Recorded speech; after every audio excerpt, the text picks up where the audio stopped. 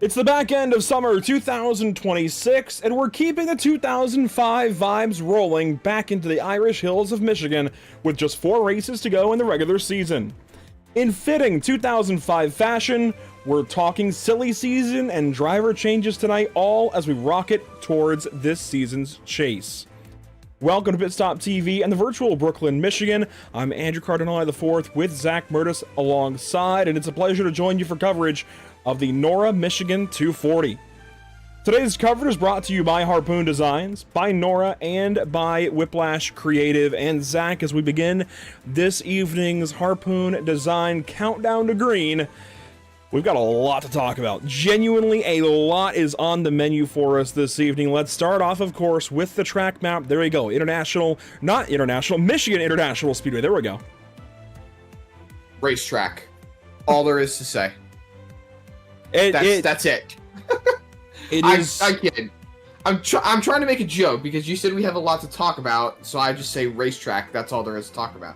Hey, why use lot word when few word do trick? I get it, but there is even a lot to talk about with this Michigan International Speedway, mostly the fact that while the track map doesn't say it, we are on the legacy version of this track this evening. In fact, we should just go ahead and clear out the B-roll here so nobody gets too far confused, and let's go ahead and do that. There you see the legacy scan in the background. Yeah, I mean, we're on the old track, just like we were back in June, and that's going to make things a little more challenging for these guys. 24 cars so far signed up, not a massive field, not a small field. It's going to be interesting to see how the track changes over the course of the afternoon in sim, but evening for us all in reality. Let's get right into point standings, kind of start there and kind of work our way through this countdown to green. You see Hunter Sr. on top. That's where things, I think, are the most stable and least headline worthy. The fact that, yeah, he's gotten the points lead. From there, things get really, really interesting because, as you see, Dalton Tucker is still on this graphic as car number 3. Effectively, though, Zach, he should be car number 57. We've got 37. That's a 57? 37, yes. It's going to be a good bit to get through, so everybody make sure you sit down. If you need to, grab your popcorn now. There's a lot to get into this evening. That number will belong to somebody else beginning this evening, and it's just a lot to try and comprehend. But as it pertains to the chase, because all those guys in green, they're fine. As it pertains to the chase, Vincent Arthur, pretty much good. We've known that for a while, and as these weeks keep on going, he's getting just enough points to just barely stay afloat. And then you get to Kyle Tubb, Jacob Gladulich. That's where things are a little more kind of up in the air. We don't know exactly what's going to happen with those two currently on the in, and then Ronnie Norman currently on the out. We'll be talking about all of this here in a bit, but wanted to give you guys a preview of the standings coming into tonight. And man, Jake Christenberry, I continue to hold on to hope. He's more than one race behind, so realistically his point deficit should be red right there. But I'm really trying to hold out hope, Zach, that the 11 car can make it into the chase. I don't know. We'll see. It doesn't look good for him, but I'm trying. I'm holding out hope that Jake can make it, or at least make it a little more interesting for the fight for that final chase position. That's a look at the standings, though. We've got 2 drivers to talk to as per usual, and we will start off with somebody that I think, I know I expected him to have a win, or at least be closer to a win at this point in time, but admittedly, he is looking good in the standings. So we'll go ahead and dial up Kevin Baumler in the number 81, and I do think he might have an interesting point or two to make on the shakeups over at DEI coming into this evening. But as we bring in our first driver to talk to Kevin, this is going to be an interesting race. There's a lot shifting around for you guys as a team, but let's talk Kevin Baumler, the driver. You come in tonight, 48 starts to your name. You're about to hit start 50 next week at Bristol. That's a pretty cool milestone, and still looking for that first career win. Is there a chance that coming up these next few weeks, as we get closer to the chase, maybe we can finally put a 1 in that win column for the 81 car? Man, I hope so. Looking at the next 4 races before the chase, I like all of them. I like the 2 miles. I like the short tracks. Pretty comfortable on both of them. I look back to Richmond in the spring, basically dominated the first half of the race there and kind of fell off in the back half. So hopefully we can get it done at Richmond. I definitely have that one circled, and obviously Talladega and Charlotte, Kansas, and the Chase. So those are all good tracks for me. And as we roll in to the Chase, obviously you just talked about what tracks are going to be good for you. Are there any tracks that you feel like you're going to struggle at the most? Anything that might feel like to you could disrupt that consistency that you need in that 10 race chase? Oh yeah. I know Rockingham is staring me right in the eyes right now. I think last year it was like race 3 or 4. I know it was like lap 10. Spun out in front of the entire field and took 3 of them with me. So I've never been good at Rockingham. I've always struggled there no matter what the car. So definitely going to have to put some work in when it comes to Rockingham. Also never really felt all that great at New Hampshire no matter what the car is. So those first couple races in the Chase, once we get there, is going to be a little bit of a struggle for me, I feel. But hopefully I can find some time to practice a little bit and bounce some ideas off some guys and improve. And Kevin, obviously a lot is changing for you, even just as a driver going into tonight. A lot going on with the team. We'll get into that here shortly, but what has, I guess, changed for your workflow getting into these races? Obviously, we've talked about Brady the last couple of weeks not being in the race car, and I believe he's still not in the car tonight, right? I'm looking through. I don't actually see any number 8s, not even Brock Morris. So obviously that has completely shifted things for you guys. You don't have kind of your I would assume team leader, right, owner, but then obviously news dropped today about Dalton Tucker departing. Maybe there were signs in the walls for you guys, but how much has this changed for you, especially at a time where you really need momentum, not distractions like this? Yeah, it's definitely big for the DI team. Dalton's been kind of the lead car all season, been the most consistent, has the most wins, obviously, has been up front the most. So to lose him, it's definitely a bit of a blow and a little bit of a distraction. I'm not, I don't necessarily know everything that's gone on. I'm not going to comment that everything that's gone on, but definitely didn't need it. But as soon as it happened, I knew that I could call Cody Anderson up. And I called Brady as soon as I possibly could and said, hey, I'll loan you Cody for the rest of the season to put him in the 3 or the 8, wherever you want him. And Cody is more than willing to join us, so appreciate him doing that. And we're looking forward to the next third of the season, I guess. And there's more news coming. I won't comment on it or spill the beans, but silly season's definitely ramping up. I guess that means I really got to start reaching out to drivers, huh? Well, Kevin, good to talk to you as always. Hopefully we're talking to you again soon, and hopefully we're talking to you not in pre-race, but in post-race very, very soon. Yeah, I appreciate it. Just want to give a shout to you guys doing the broadcast for us, and Harpoon Designs and Brantley. I know he's a sponsor of the league too. I haven't heard his name mentioned too much in the post-race interviews and stuff, so I want to give a shout to Brantley as well. Absolutely. Harpoon Design, a big reason that we are here this season. So, Kevin, once again, thank you for your time, and hopefully we're talking to you soon. Yep, enjoy the race, guys. There you go, Kevin Baumler, the number 81. We're looking forward to seeing how he does with a bit of a shakeup over in his team situation in the DEI camp coming into this evening. And Zach, obviously that's just not what he wants or really needs to have going on, but it's part of it, and it's something you've just got to kind of roll with and put aside as you get ready for this race this evening in his position. And the next driver that we're going to talk to is actually somebody that I don't think we've talked to in pre-race yet. That is Brian Jones, who has 2 wins this season, Atlanta and right here at Michigan a couple of months ago. And Brian, this is a track that, once you get it down, you've kind of got it. Do you feel like you can go back-to-back and win here again tonight? Well, it's going to be tough. Had a pit road penalty last week. So they're making me start from the back this week. So I'll probably need a couple cautions to work my way through the field and see if we got a shot. Secondary to that, working your way through the field, how tough is it at a track like Michigan to work your way through the field? Obviously, it's a big drafting track, and there are some pretty interesting ways to make some moves around here. Do you think this is something that's going to be easy for you, or something that might be a little bit more difficult? It's certainly not the worst. I mean, Michigan, I don't want to say it's wide, The track itself is wide, but the groove is fairly narrow. But there are definitely harder places on the schedule to pass. So I don't think it's so much an issue of getting past people, but once you do get past them, if it's a long green flag run, those leaders are going to get away from you. You just can't make up that delta.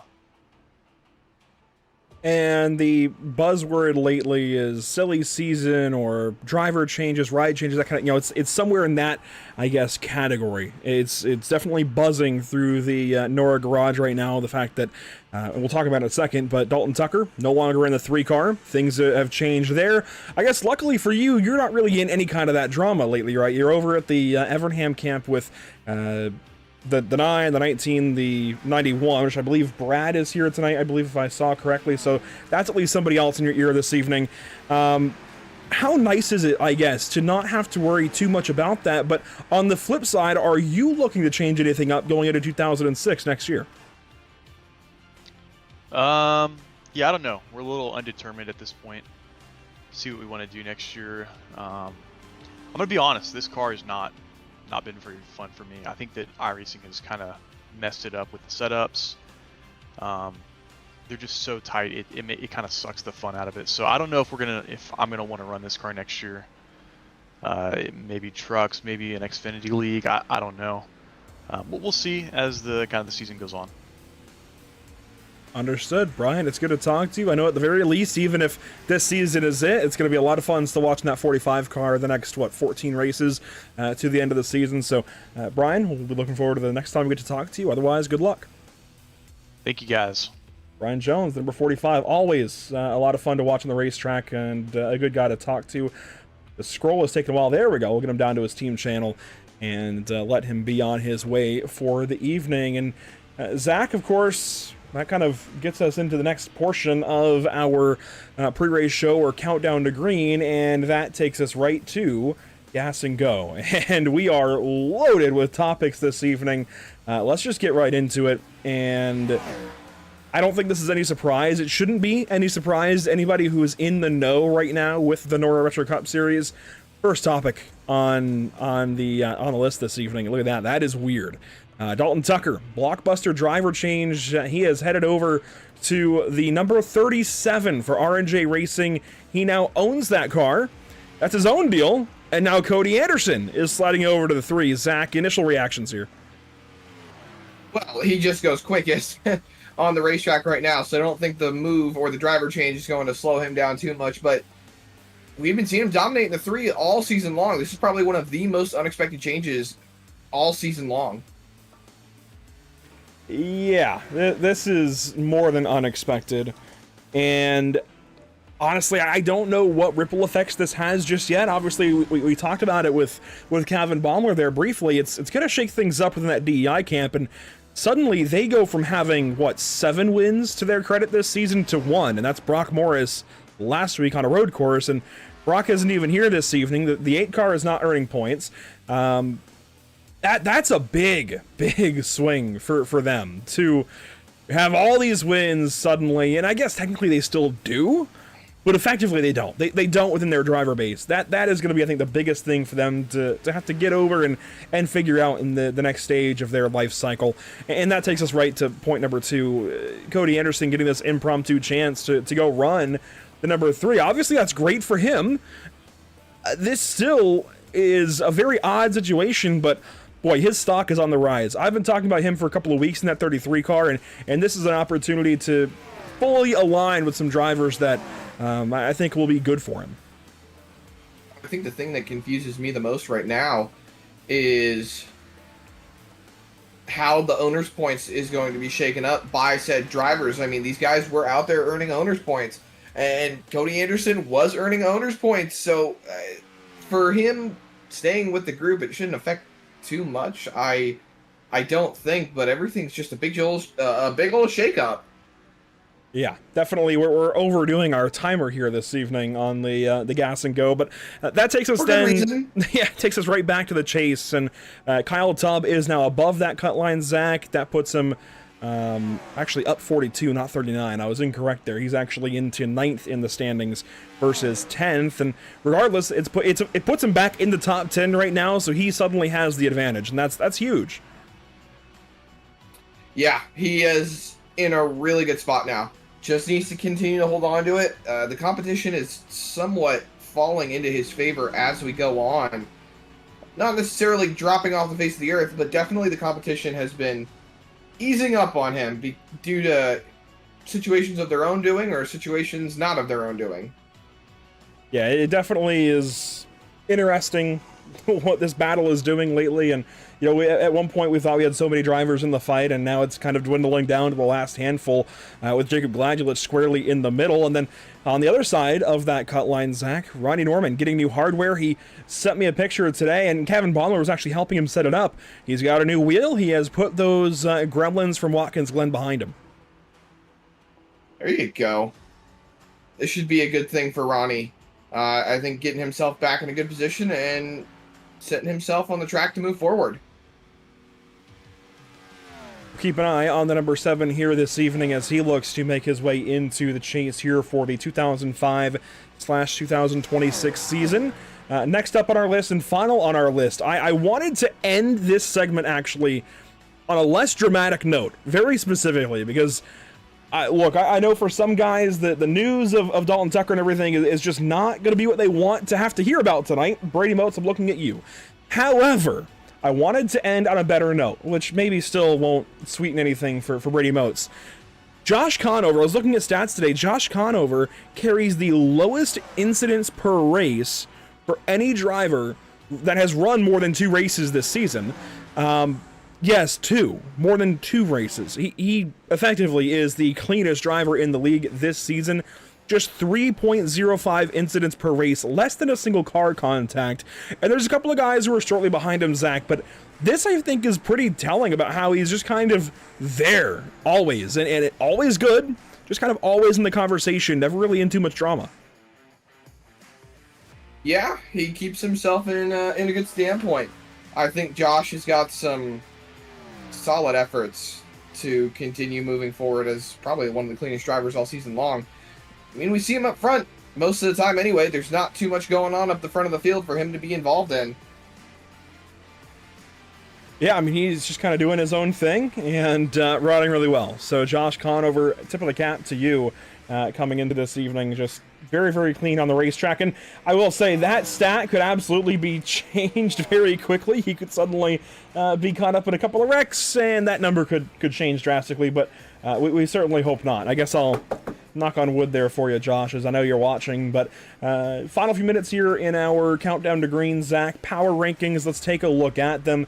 Let's also get the timing back up on the left side of your screen. There you see the number 33 should fix itself for Blade Timmons here in a moment. And actually, before we even do power rankings, let's take a look at these new drivers in these new cars.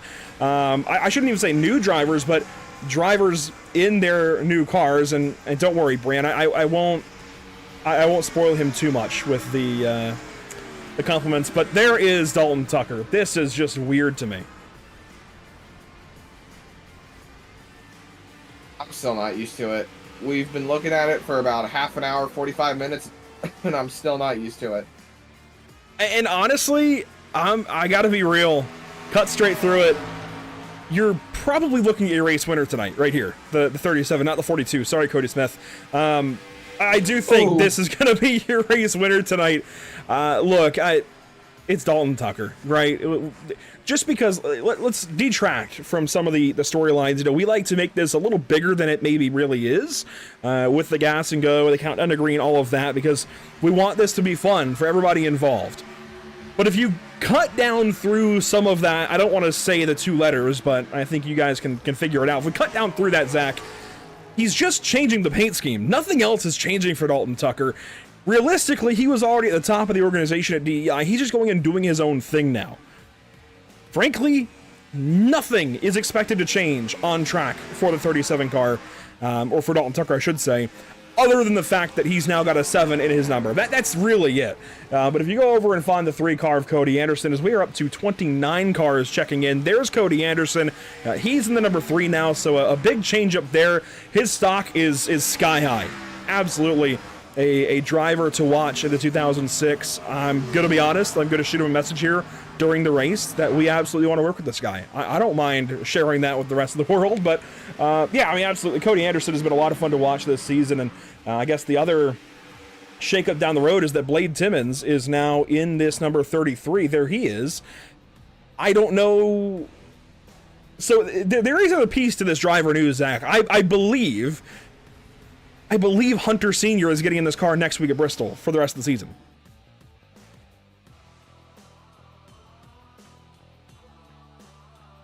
And Zach has just gone quiet.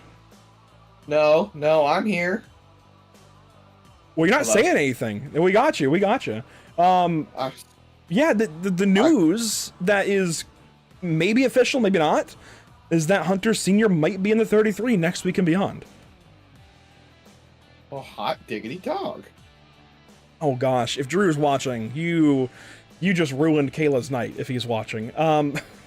Are we gonna turn on Mickey Mouse Clubhouse? Oh, you're going, okay. Anyways, I would say spell it, but they spell it in the song, so he would still pick up on it. Anyhow, that has been your Countdown to Green, brought to you by Harpoon Design. There's a lot going on in this series, and I thought we'd have to wait until November, December to really get into the silly season, but oh no, we haven't even finished the regular season. We got guys switching rides, and there's a lot to unpack. But I guess before we get properly into the race this evening, I do want to look at your fantasy standings, because these are your final moments to place your picks. Allow it up to 8:35. So you got 3 minutes, basically. These are the standings coming into tonight. John Scavnicki on top, Kevin Baumler, myself, Josh Conover, and Brady Moats, the top 5. You'll notice that you don't find Zach Murtis on this list until you get to 8th place. Oh boy, that is not a good look, buddy. Hey, I'm moving up, though. No, you're not. You're still in 8th place. I wasn't in 8th place a couple weeks ago. But you were last week. So you literally have not moved up. Actually, the last 3 weeks you've been in 8th place. Anyways, I digress. It is good to see you back in the top 10 here. And Chris Winstone and Chase Durheim now up, as I believe Jordan White was the driver who dropped out. No, it wasn't Jordan, actually. It was Super. Super, where are you at? We're gonna tag you in the channel really quick to see if you can go pick. Shed Troll, message me, DM me really quick. I'll invite you to the server. I'll allow it. I'll let you pick since you're new. We'll give you the time you need. Typically, picks are cut off at the beginning. Zach hasn't even picked yet. That's why he's quiet. I don't know what you're talking about. I don't know what you're talking Zach about. just picked. All right. Anyways. There's Shed Troll's message. I'll invite you to the server really quick, the Pit Stop TV server. We'll make sure you get in there. Anyways, cars rolling off the grid. Zach, let's go ahead and roll down through your 30 car starting grid with Dalton Tucker all the way at the rear. That might be the biggest part of the evening as far as competition goes. Chase Durheim, though, into car number 16. Oh, wait, he's been there all season along with Ryan Houston in the 15. They are your front row here this evening at Michigan. Durheim, Housden, followed by Conover and Senior, your front couple of rows. A little farther back, Cody Anderson and Kevin Baumler. And I know the positions are off. I think the 24. Yeah, Vincent Arthur not here. So I say he looks safe, but this is another blow to his points. He might not be so safe, as Ronnie Norman and Jacob Alone will make up row 4, followed by Kyle Rochelle and Blade Timmons in the number 33. He is going to the rear. Rolling behind them, it's going to be Gladwillich in the 12th spot, Chase Durheim in 13th, or Chance Durheim. I was doing so good at not confusing the two of them. We're right back to that again, apparently. 14th and 15th on the starting grid tonight. Rolling behind them is Caden Henry Oakes and John Scavnicki with 16th and 17th on the grid as well. You will find in row, that should be row number 9, Jake Christenberry and Nick Geilis in the 11 and the 28. Behind them, 18th and 19th, you'll find Nick Hom and Brian Jones. And then 20th and 21st, you'll find Kyle Tubb with Matthew George. And then right behind them, in the 22nd and 23rd positions, you'll find Cody Smith and Brad Fulham. So that is at a 22nd. 23rd on the grid will be Caden Perkins, followed by Joseph Andujar III.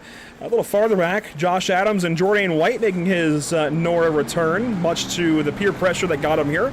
A little farther back, Ben Kitty making his first start in the series. Good to see the 27 on track this evening, alongside Michael Ponder Jr. And finally, it will be Dalton Tucker at the back end of the field. It all got a little bit askew with the absence of the 24 on the grid this evening. Here's a quick look at your Whiplash SimCam's race details. Zach, 120 laps, 240 miles. It is the same as we had back here in June. I will say, looking at the date and time, it is a little later in the evening than I would expect. So we are going to have some longer shadows here this evening. 5:15 in Sim.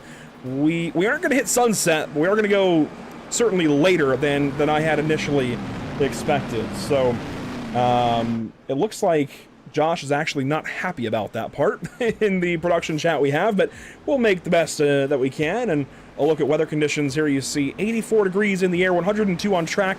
These guys might actually be happier with the cooler temps. It might be a little bit easier on the racetrack for them this evening, and we'll leave it there. We've still got to go through power rankings, but I want to give these guys a second to race before we actually dive into those, Zach, because there's a little bit to talk about with it. And for now, we can just sit back and reflect on the previous 22 races. We have 14 left to go this season.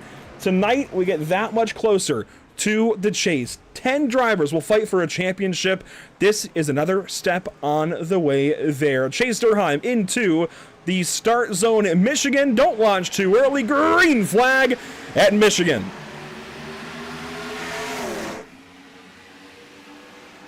And already a caution. Yeah, you see it in the back. Big crash in the back. Where is the 37 of Tucker? Is he in this? He looks okay. That would have been a huge blow immediately. You see, however, though, Joseph Andujar is in trouble there in the 07. Josh Adams has got damage on the left front of his car. Cody Smith, he may as well call it a day.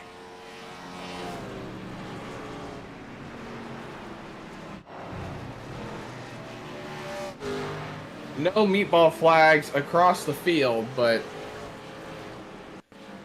golly gee, that's not what you want to see. Let's ride on board here with Dalton Tucker for the start of this. Of course, he's thinking about everything that he's got to do in these next 120 laps to make a statement. And into the restart zone here, everything goes horribly wrong for somebody. Look at the 07 bottom of the racetrack here. Oh, wow, it started on the top side, I think, with Cody Smith, maybe Caden Perkins. Wow.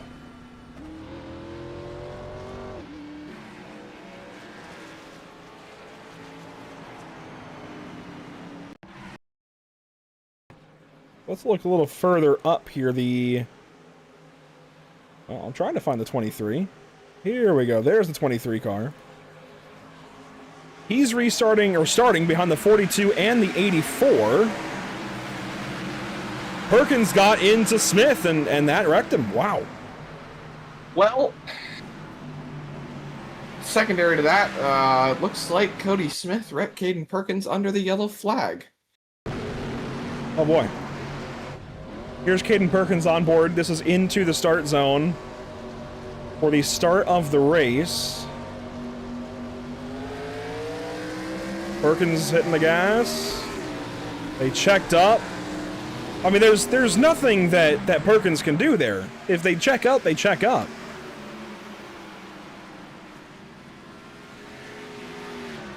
And you could argue perhaps he could have left a little more room, but it's the start of the race. Everybody's hitting the gas. I think you got to look a little farther forward ahead of the 42. So we'll do that here. You see the 32 directly ahead of him, the 88 directly ahead of him, then the 11 and the 5. There's got to be a check up there somewhere.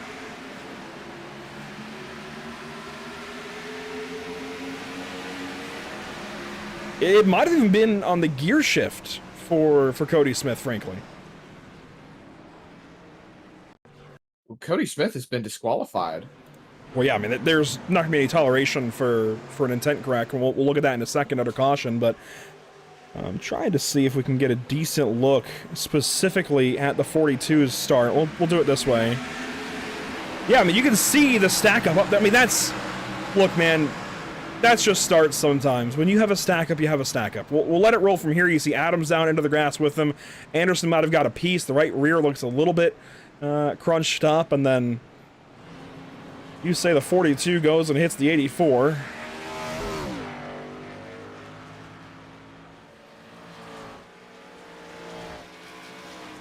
Just right on board and let this play out and see when this happens. I mean, inexcusable, frankly.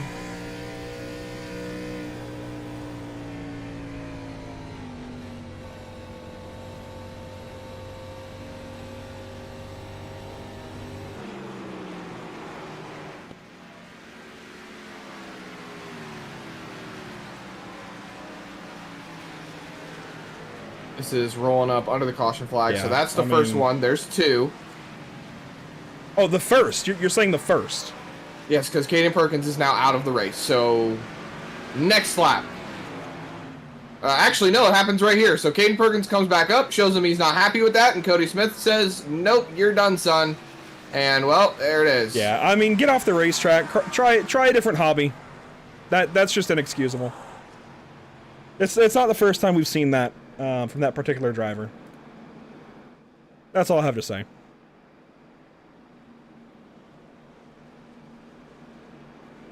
Props to Corey Boudinot and Corey. I'm sorry, it's been 10 years. I'm still mispronouncing your name. I apologize, but yeah, props to Race Control. That said, Zach, we can reset. We'll have 116 to go this time. It's 15 and 16 will take the green flag this time around. Let's find some positive notes here if we can get a couple laps in. I know that was a shaky start, but plenty of racing to be had here at Michigan tonight. 116 laps to go, and we've still got a great race ahead of us. Green flag back in the air at Michigan International Speedway.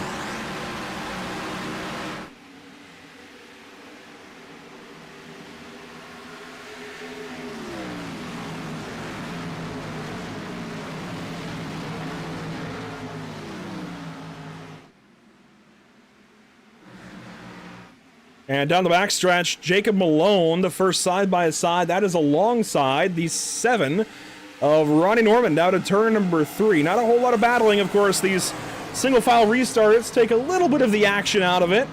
That's okay. It gives these guys a chance to settle in. One thing I don't think it helps is Dalton Tucker, because right now he is currently a bit of a ways back. He's sitting in the 21st position after starting 30th on the grid, so he could have benefited more by them being double file and really being able to work off the side draft, benefit from choosing what kind of lane he wants to be in. Now he's just kind of got to go where the runs are at this moment. Stick with the line, stick with the draft, and find where he can make those moves as easy as possible. Thankfully, he's still got about 115 laps to do it as they're fighting up in front of him. The 31, the 11, down to the bottom, that's Jordan White and Christenberry in front of Matthew George. They're going to complete the pass, make it work, but they're going to stay double file as they work to battle each other for the position. Meanwhile, up front, Durheim down into the corner for the spot. And Chase Durheim will have it. Ryan Housden has to pivot and suddenly go back on the offensive here. He is sliding. You could hear the tires screeching a little bit there out of turn 2, but Durheim pulls away, and I do believe we thought for a little while back here in June that the 16 might win this race earlier this year. I shouldn't say this race, but the first of 2 Michigan dates this year. I'm pretty sure he was in the running for a lot of, if not that entire race, so good to see him back towards the front. See Housden, Conover Sr., and Baumler all right behind him. First battle behind that, you'll see that's Jacob Malone. Kyle Rochelle looks down low. Good to see him back in the field. Gladulitz racing here as well. A lot going on in the top 10 as these guys try to find their groove. There's the 28 as well, Nick Geilis. He is right up behind these guys for a top 10 spot. Whoa, there we go! Gladulitz in trouble on the backstretch. No caution. He saved it. Nick Hom was involved, and everybody just keeps on going. I was going to say, you saw him bounce off the wall there. They straightened back out ever so quickly and just made it work. That was beautiful work right there. This is right behind Ronnie Norman. Remember, he's on new hardware. He's on new equipment. Elijah's just got loose. Yeah, nothing to do with it. Great Gets avoidance. loose, gets caught. Great avoidance by everybody, and that shakes things up. You see Tucker right through the middle of this. He passes a handful of cars by just staying in the throttle a little bit longer, and he is up to 15th position now. Remember, he was down in 21st or so on the restart. Not 4 laps ago, and now he's just keep moving up. Like you said, up to the 15th spot in front of Tub here. This is a little bit further up. This is Brian Jones. He is currently fighting with the 5 of Caden Henry Oaks. That's for the top 10.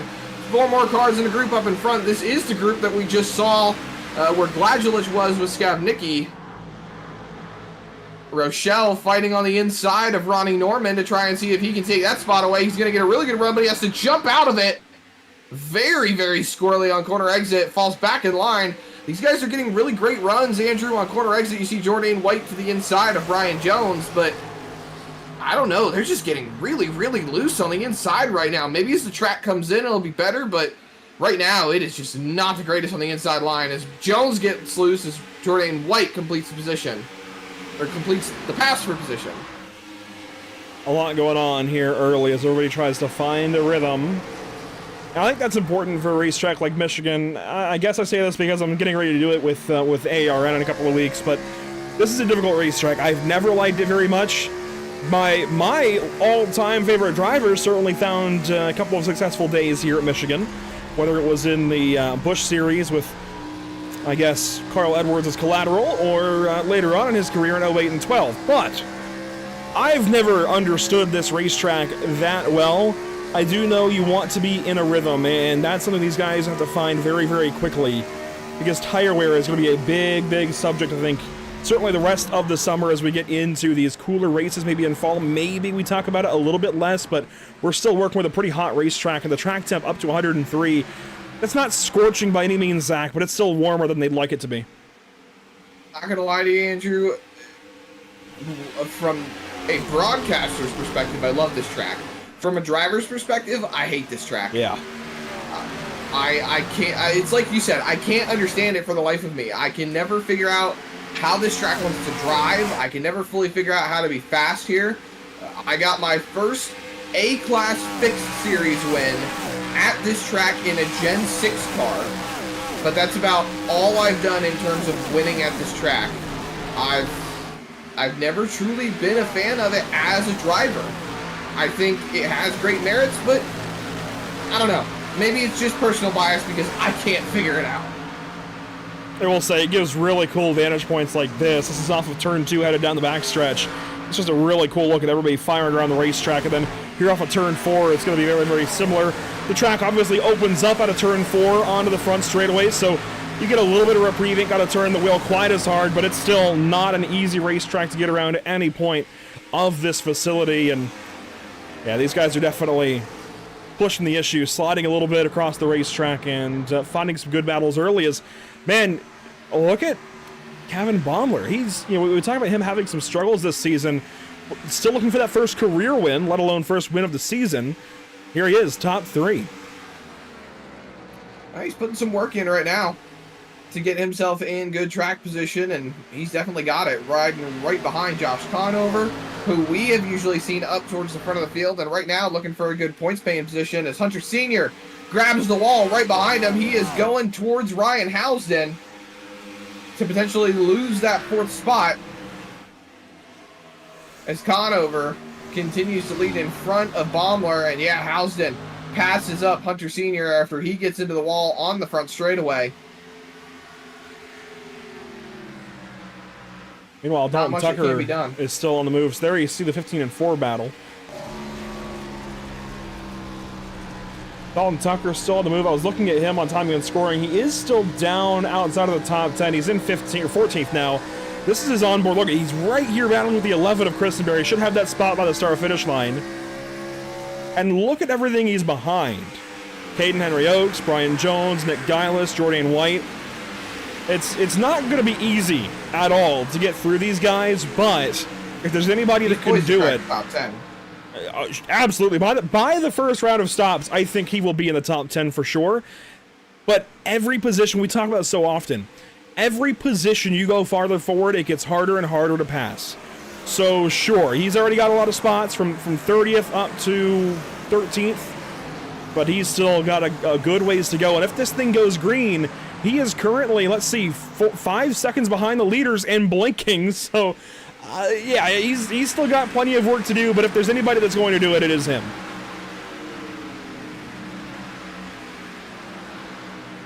Meanwhile, I see right behind him, Tubb and Christenberry in two polar opposites right now on either side of the chase cut line. Christenberry over 200 out, needs a miracle to get in. Tubb 52 in, really just needs to keep doing what he's been doing lately, and this may be a little bit lower than we'd like to see him, Zach, but frankly, with Arthur not here tonight and Gladulech having some issues, I don't think there's any reason to panic right now if you're Kyle Tubb in that 32 car. Yeah, I think he's in a really good spot, just hanging on for dear life in the best way possible. He's running about mid-pack. There's nothing to really stress about at this point. Just run your race. We're only 20 laps in at this point. Barely even 20 laps in. We're not even at 100 laps to go. There is still so much ample time for these guys to settle in, find their momentum, and just click off some laps. The track position will come as the race goes on, and he will find himself in a position where the points will be ever in his favor. And that's speaking positively. As we look a little bit further back, this is Hom on the outside of Durheim. Chance Durheim, that is. Trying to make sure I don't confuse them again.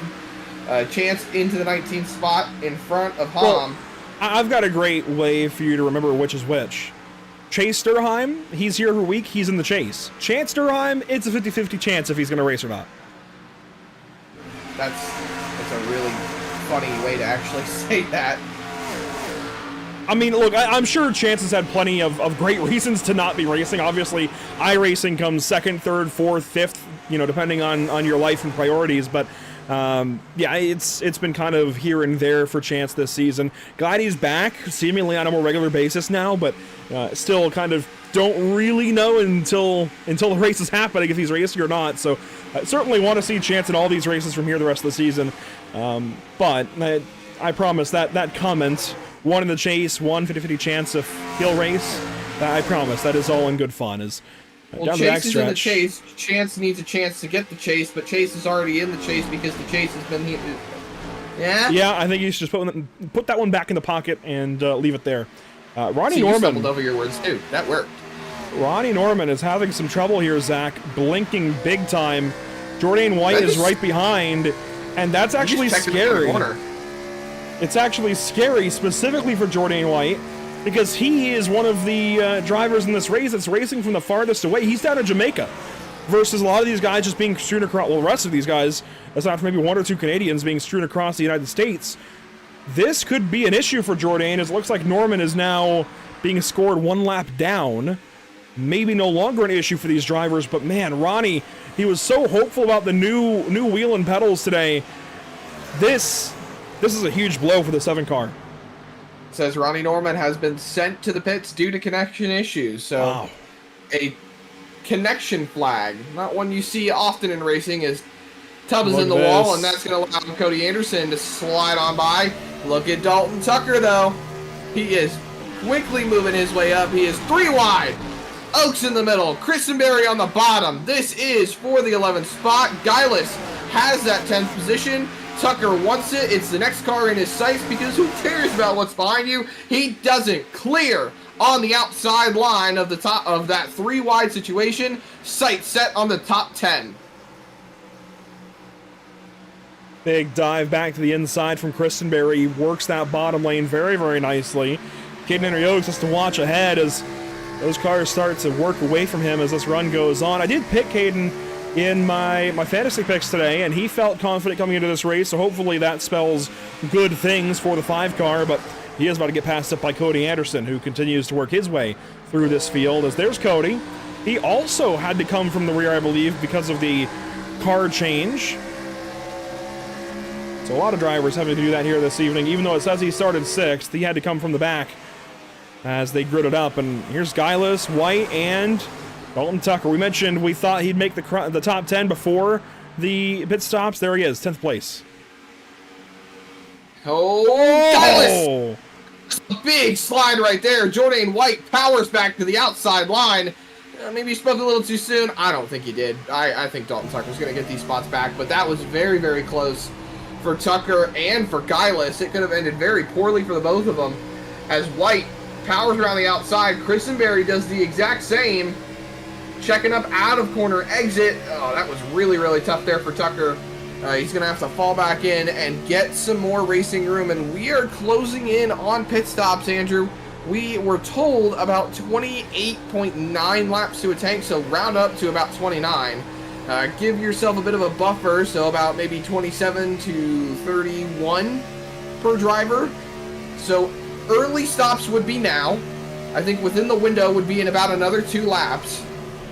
And then outside the window would be a little bit extra on top of that. So we'll have to see where everyone falls into play, as now the pack is starting to form. Yeah, these guys are having some big, big battles here. Look at that 3 wide down the backstretch. Jordan White ahead of it all. Cody Anderson. Look at that.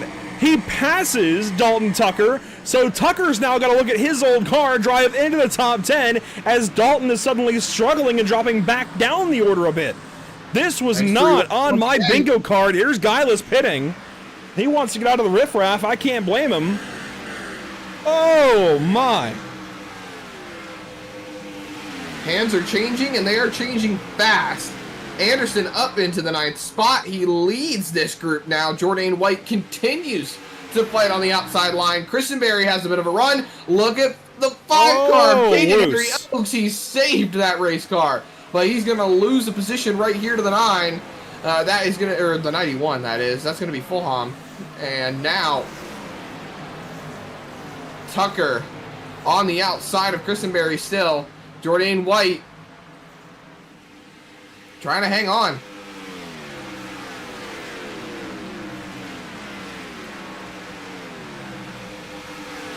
Dalton Tucker on the inside of Jordan White here to turn 1. You see Guylis working off the pit lane.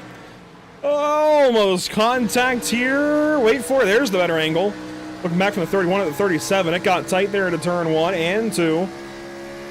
Starts to spread back out slightly between these two. Here we go. Driver's side POV, Dalton Tucker. Still got a long ways to go to get forward, but man, what a job he's already done in just the opening 30 laps. Gets the run here on Jordan White. Tightened up, though. Tightened up big time.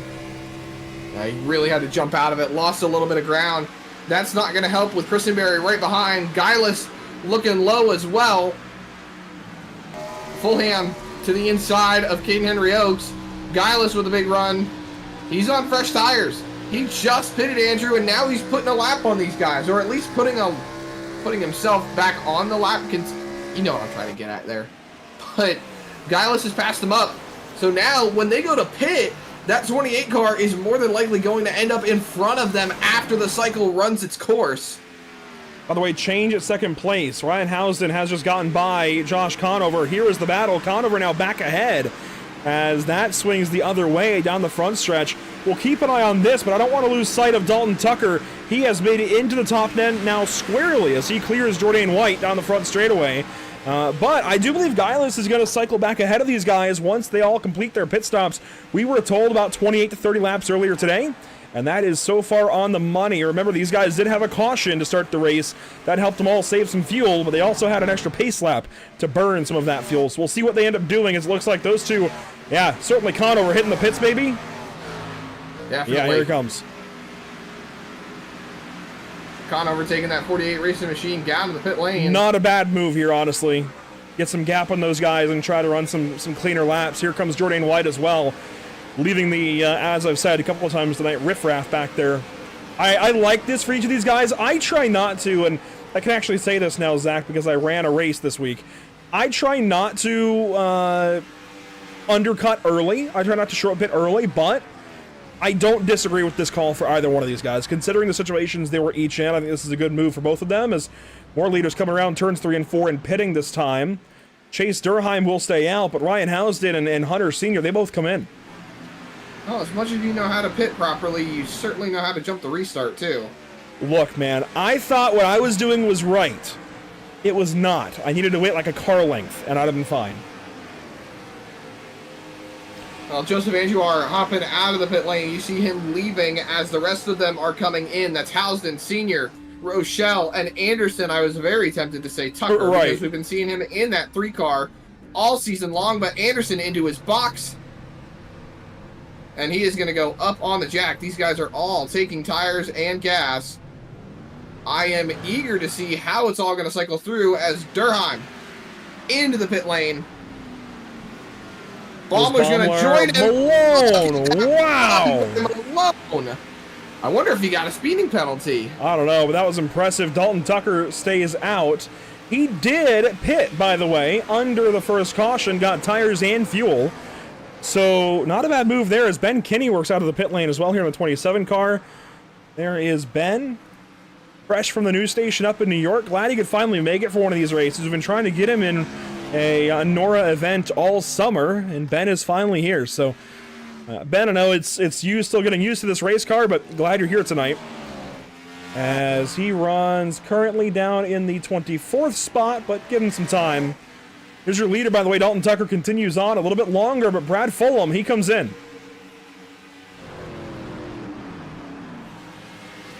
He's going to bring Caden Henry Oaks and Chance Durheim into the pit lane as well. Nice and easy into the box, gentlemen. It's going to be 4 tires and gas. That's what we've been seeing so far out of everyone. I wouldn't be surprised if we saw someone try to maybe make a strategy call, maybe do only rights, as Dalton Tucker is going to be heading to the pit lane here. He just called it out over driver radio. We had 1 car on the apron. I wonder if somebody ran out of gas. That is Ponder. He's going to pass Ponder up and cut it down quick. No, someone behind him. Well, possibly Kevin Baumler. He just pitted. That's what I was saying. There was somebody on the apron. I didn't know what was going on. This We just seems sung like his maybe praises. a real life situation for him going on. He's going to tow it to the pit lane. So the 81 out of the race for the time being. Let's see what happened to him exiting the pit lane here.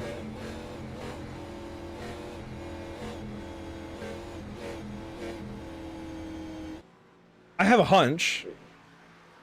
I don't think he put any fuel in it. Uh-oh. I don't think he put any fuel in it. Uh-oh. I know what's wrong with it. They ain't got no gas in it. Yeah, so here's the pit stop, okay? And we can't really see, obviously, if the fuel goes in. What I do know about race cars is when you come in for a pit stop after running a full fuel run, you don't have to put fuel in. He missed his box. He didn't even make it to the dang the box. He missed it entirely. No. Wow. That's not good. You just don't see that very often. Holy cow. I guess that's why NASCAR has those sighting laps at the beginning of the race to show these guys where their boxes are. Maybe NORA should look into that. Maybe that's the next thing Kevin can campaign for. You see, he's slow out of the pit lane. You can hear it sputtering. Listen. He's got no fuel pressure. Wow. If I was Kevin, okay, I would have taken a hard cut through the grass right there. Well, That's gonna scrub momentum. That's yeah, higher friction. I was gonna say, shorter distance, more friction. Hang on, let me see if I can. Beep. It's like you're putting the kid on the shoulders. Oh boy. Yeah, no, Kevin Baumler. This is a major issue for a driver. Looks like he's good in the chase, right? Should be locked in, and he's back on the track now. But man, what a blow for his 2 day. laps down. Yeah, and let's reset now. Now that we've got that out of our system, you see the pit cycle has cycled. Conover leads. How about that for the number 48? Oh, free off of 2. Housden pitted 1 lap later. He's second. Then 1 lap later, Durheim came in. He's third. So they are now in order of how they pitted. Give it some time. I wonder if Durheim's able to get these 2 back. Well, we've seen Conover be really good on the long runs. when it comes to strategy, he really just knows how to get it done. We saw him do it at Indianapolis. Durheim to the inside, though, on Housden. This is for the second spot. And he's going to end up taking it away. There's one of two. 16 car. And he's back up into the second spot. What I'm looking at, though, is Tucker. He's only in the 10th position. Well, he stayed out longer, so he's pitted more recently. He's on newer tires. That will help him. But these guys all ran faster laps while he was on older tires and ran slower laps. That is kind of the trade-off. He can go a lot farther on fuel right now, but in doing so, he is going to have to continuously play catch-up once he does pit. There you see, he gets by Jordan White. That will certainly help him.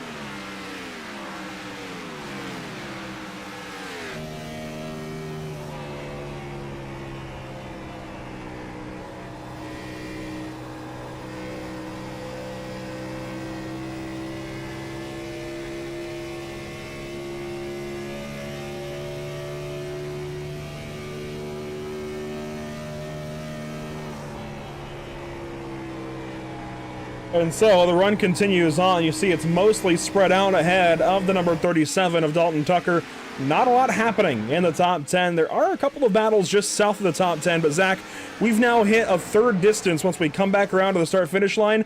What do you say we finally go ahead and look at our power rankings coming into this evening's race? And you'll notice right away, we've still got Dalton Tucker in the 3. That is because this graphic was made earlier today, but before the news about Dalton Tucker was announced. That was a race day announcement that Tucker was departing DEI, departing the 3 car, and heading over to drive the number 37 for himself. That also means Cody Anderson is still in the 3 or 33 here on this graphic. He'll be in the 3 next week if he's still in the top 10. That's going to send some shockwaves around, and Vincent Arthur not being here is also going to mix things up here on the power rankings graphic. Certainly Housden is looking like he's going to move up. Durheim as well. They are both running very, very well here tonight. And who knows for Baumler? He had a great start. Now it's all come unraveled. The more races that we click off, the more things just get so topsy-turvy for me. I can't even describe it. Everything is just falling into place, and still it confuses me.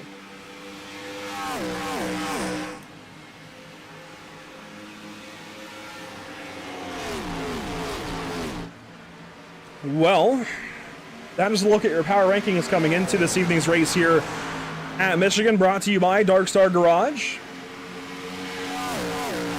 Down the back stretch, these are your top 4. And you know, Zach, if you remove Dalton Tucker and Vincent Arthur, I think these 4 might be your next strongest 4 in the league. Conover, Durheim, Housden, Senior.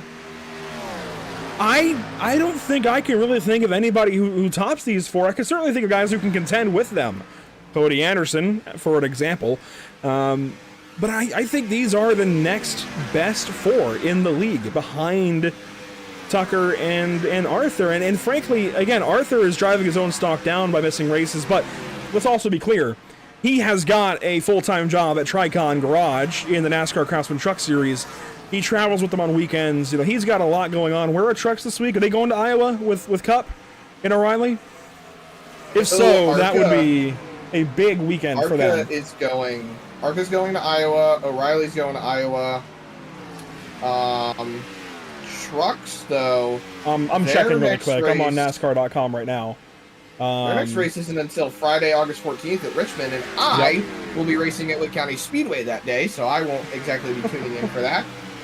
Shameless plug, I guess, right? But yeah, I mean, so I guess he could also a NASCAR track. He could also be on vacation, Vincent Arthur. It was just the first off week since like the spring for the NASCAR Garage as a whole. So, but they had a 1-month break from Michigan to San Diego. Trucks did. Yeah, they raced. And actually, no, it was not. It was a week.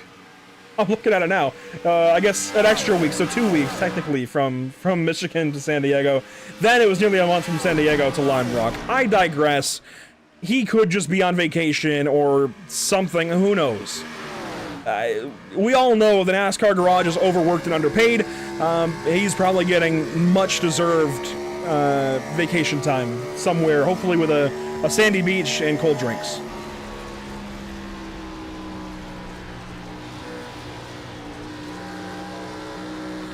Riding on board with Chase Durheim, who runs in second spot currently. 45 complete this time by... And we just don't really know who the favorite is right now. I'd say any of these four can easily win this race. This is definitely one of the better performances we've seen out of Hunter Sr. this season. And the look behind them, and that's where you get down to Kyle Rochelle, and how about Brian Jones back there, Cody Anderson in 7th. He may soon have to deal with Dalton Tucker, then Christenberry and Guileless complete your top 10. How about the run so far today for him? It's been a really great run for Guileless. I think once we cycle through a little bit more with the pit stops, he may end up actually gaining a couple spots. Jordan White sends it in there. Almost makes a little bit of contact. Oh, watch out! It's loose. That side force really pulled him around. And that'll allow Caden Henry Oaks to go by in the number 5 as they work down to turn number 1. You see Fulham, Durheim, and that is Timmons back there in the 33. There's the run from White again through 1 and 2. Caden up the racetrack, hang on to it, 3 wide down the back straightaway. It's getting dicey. Even Durheim's going to take a little look at it as well. Throws it down in there. And Caden Henry Oaks is not going to be happy with that. I know that much. I lived with the guy for a little while.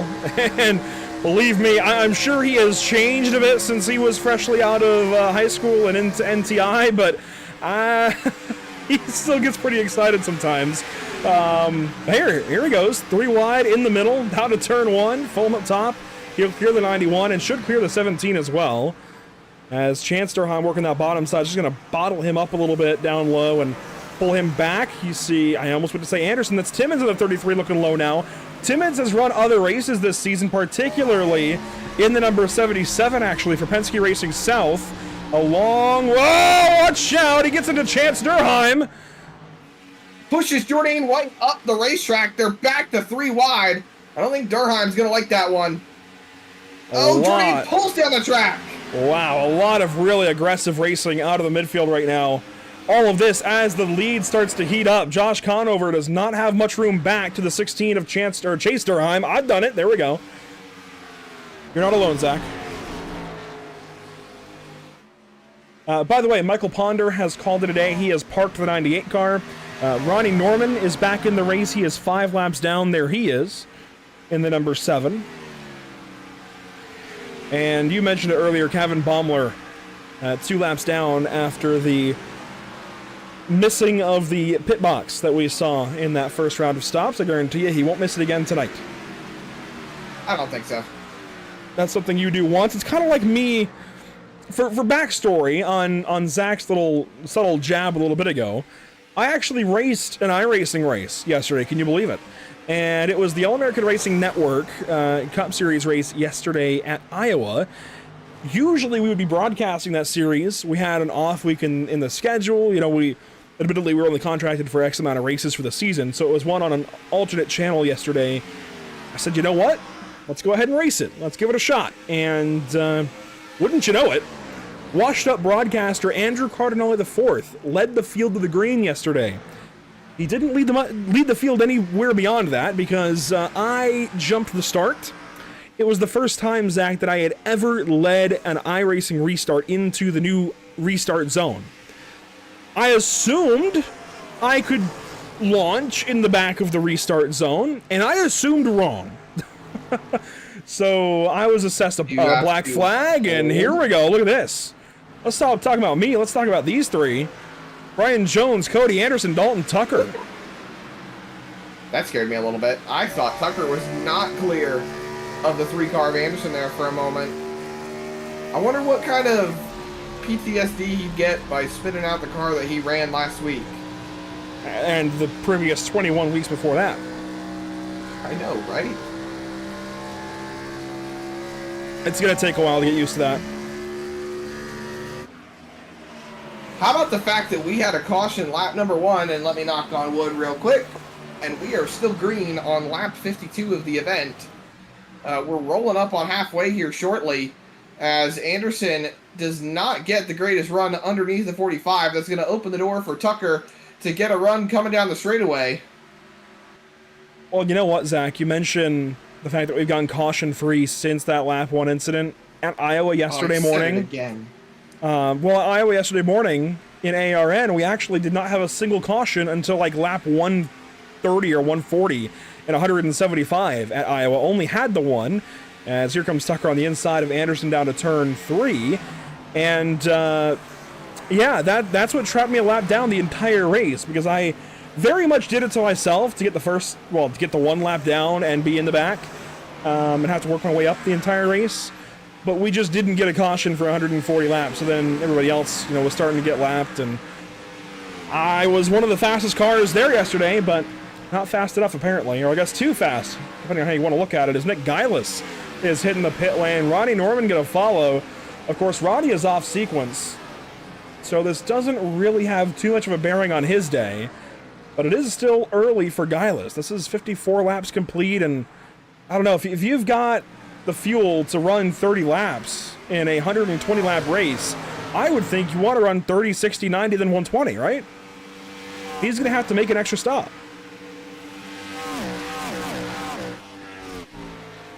You're about to make me do math, and that's going to hurt my head. It's not very difficult, I promise. Take 120, divide it by 30. 30 laps to a run. That's 4 stops. Well, 4 runs, 3 stops. Hold on. Take 120 and divide it by 30? Yes, 30 laps to a tank.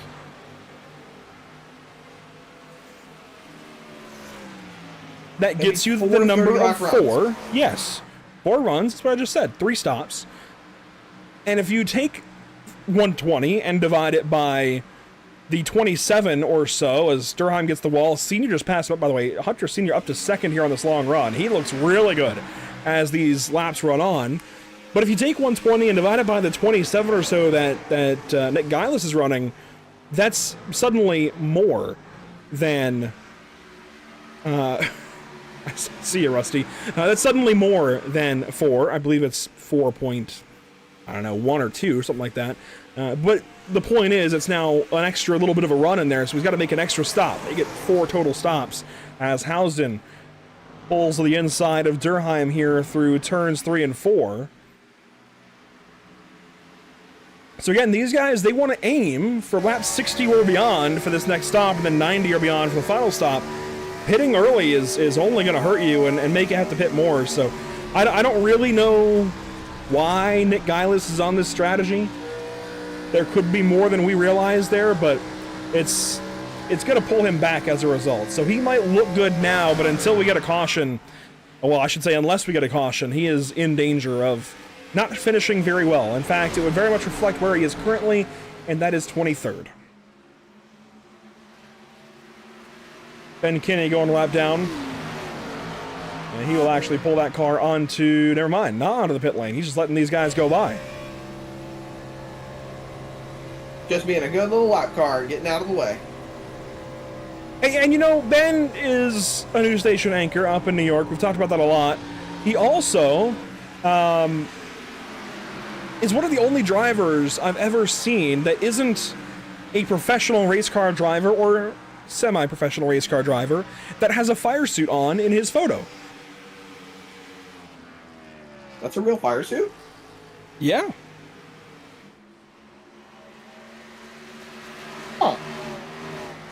Bright red fire suit. Can't miss it, that's for sure. Pit stops. So Conover is in, and this is early. He's going to have to save fuel if this is as far as he can go.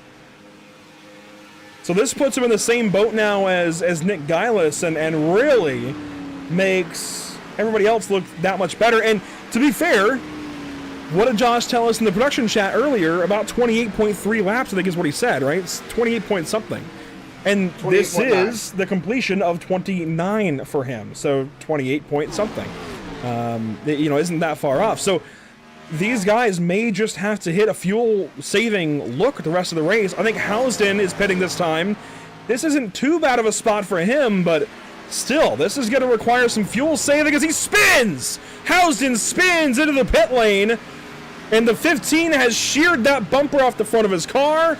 That makes Anderson have to avoid. He's still trying to get the car underneath him. Oh my goodness. Talk about drama in the middle of the race. He just simply can't have a race go well, can he? Unbelievable.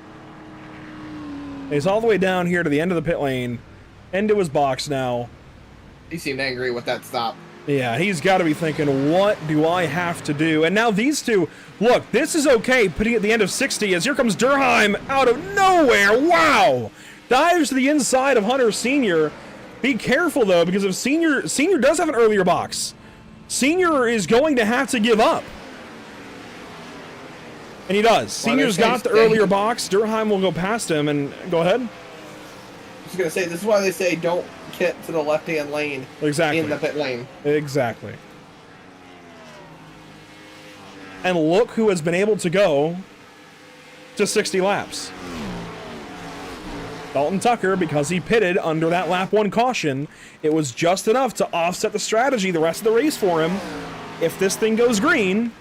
And then you see Brian Jones. He's coming in right here, 61 complete.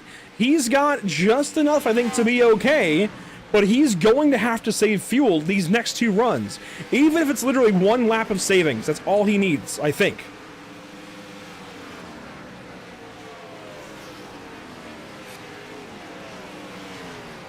It seems like everybody's going to have to save, and then you've got guys like Dalton Tucker, Caden Henry Oates. They're all going to be able to stay out. I think Dalton needs to be conservative. I don't know that he needs to go into fuel-saving mode, right? I mean, he's cleared here to 62, so he can run 29 and 29 to the end, and he will be okay. Again, I think he should stay conservative if possible. Maybe try to go 30 this next run like he's just done here. Actually, this is 29 for him this run. So I think he should shoot for 30 this next run if he can, but I think he's in a decent spot. And here's Caden Henry Oaks, Chance Durheim, and Kyle Tubb all coming in. These guys all feel like they're in a good spot on fuel, and even Gladwich, who's now leaving the box, he looks like he might be all right.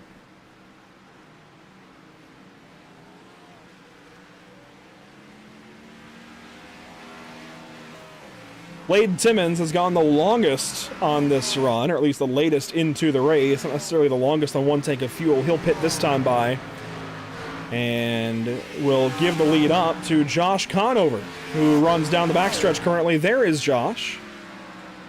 He sits second. Rochelle has jumped up to third, and it will be second once these guys pass Timmons. So Conover, Rochelle, then Durheim and Senior. How about that for a change of pace at the front?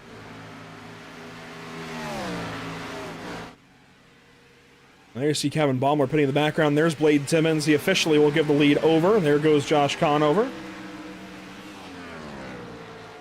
And look at who is going to move into 5th spot, Zach. Dalton Tucker down the front stretch. Here's turn 1 for him. And he is into 5th position. Can you believe that? He's not losing really any time either. He stayed relatively the same over the course of the run. So he's not losing. Well, I do recall mentioning that he was only 5 seconds behind the leaders in the first run. Granted, he just ran a few extra laps on old tires. He is now 9 seconds behind Josh Conover. So if this run goes green all the way to the end, I don't know that he wins this race, but it's hard to argue against, obviously, the top 5 that he currently holds. Potentially even top 3, depending on Conover's fuel savings. If Conover has to pit that extra time, then obviously that changes the whole thing, and Rochelle would be in that same box. We may see Dalton Tucker still finish podium, even if this runs green, and frankly, I wouldn't even rule out him catching Durheim and Senior. That's only 4 seconds up to them. He's got the time. The question is, does he have the pace? I would put that the other way. I think he's got the pace. Does he have the time? You know, he's down to about 54 laps. See, that's the fastest lap of the race. See, he's got the pace. Does he have the time? That's the question. Pit stop here, Jordan White. He was just in the pit lane. He is back in. Either he has realized he is short on fuel, or he has got some significant damage. He does have dents to the right side of that race car. I guess we'll see if he pulls away or not. Immediately after service is complete, does he? No. He could have been speeding, but Zach, this looks to me a little bit more like maybe he's got some damage that he needed to get fixed. Might have been something earlier on in the race, or maybe something not too long ago. Maybe he hit the wall. Let's see. This is the previous lap up to him pitting. Let's see if there's anything on this lap that would suggest that he needs to pit. He's still in the box now. Loose off of 2. Boom, in the wall. So that's exactly what it was. And that was in front of Caden Henry Oaks. He was running 11th when this happened. That is another huge blow to somebody's race. I mean, Jourdain hasn't run many races this season, but when he has, it's been a lot of bad luck. Tonight was finally going well. Hits the wall off a turn 2, brings it to the pit lane, and he's not done for the night, Zach, but competitively, his night is over.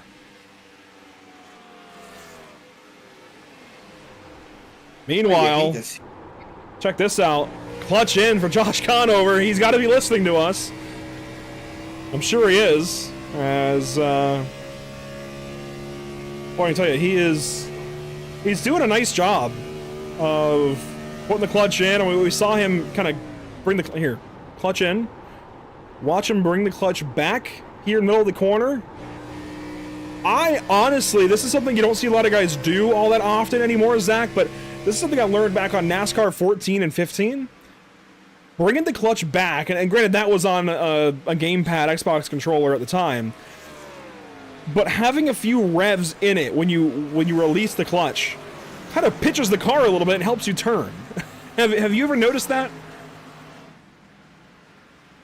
Yeah, when the revs spike. So you can almost drive it slightly harder just because you know that you'll be able to kind of shift the car a little bit on the clutch and, you know, shift that weight, pitch it in the corner a little bit and help it turn. That's something I did a lot back on the old NASCAR games as Jourdain White checks in to the YouTube chat this evening after his meeting with the turn 2 wall. Yeah, Conover clutching here again, saving fuel. And then just releases it right back up to 7,000 RPMs and helps the car pitch just a little bit. He is giving up a little bit of lead. Yeah, he's giving up a lot of lead. Yeah. Tucker was 8 seconds back, 9 seconds back. Now he's 4.5 seconds back. But do you want to bury Dalton Tucker until you ultimately have to make a race-ending pit stop for yourself, or do you want to manage the fuel now and get yourself good to the end so you can at least, you know, have the best night that you can at this point, right? Just about.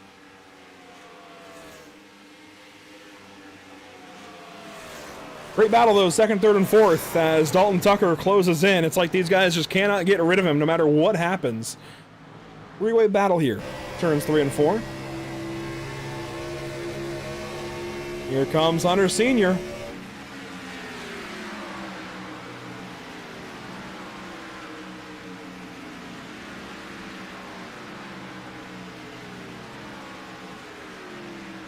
Rolling right around the top side, or at least trying to. Senior has to jump out of the throttle ever so slightly. Durheim takes over the third spot, and Rochelle. You know, Andrew Rochelle getting up into second is a bit of a surprise for me. I wasn't expecting to see him a little bit further up the running order, but hey, he's doing a really good job of keeping himself in contention right now. Contact for the second spot. Durheim is really getting in there. Might not be there for much longer. Well, he holds on to the run, and Senior goes way down the bottom and 3 wide. Wow. 3 wide. Senior onto the apron on the front stretch. He's going to clear them both. Durheim trying desperately to get back to the 4 car and hold him back, and that's not going to work. Say goodbye to Hunter Sr. He's squarely in the second spot, but again, these guys, are they good on fuel? That green 37 looming in the background is not what they want to see. Right. Tucker only needs 1 more stop. These guys may need 2.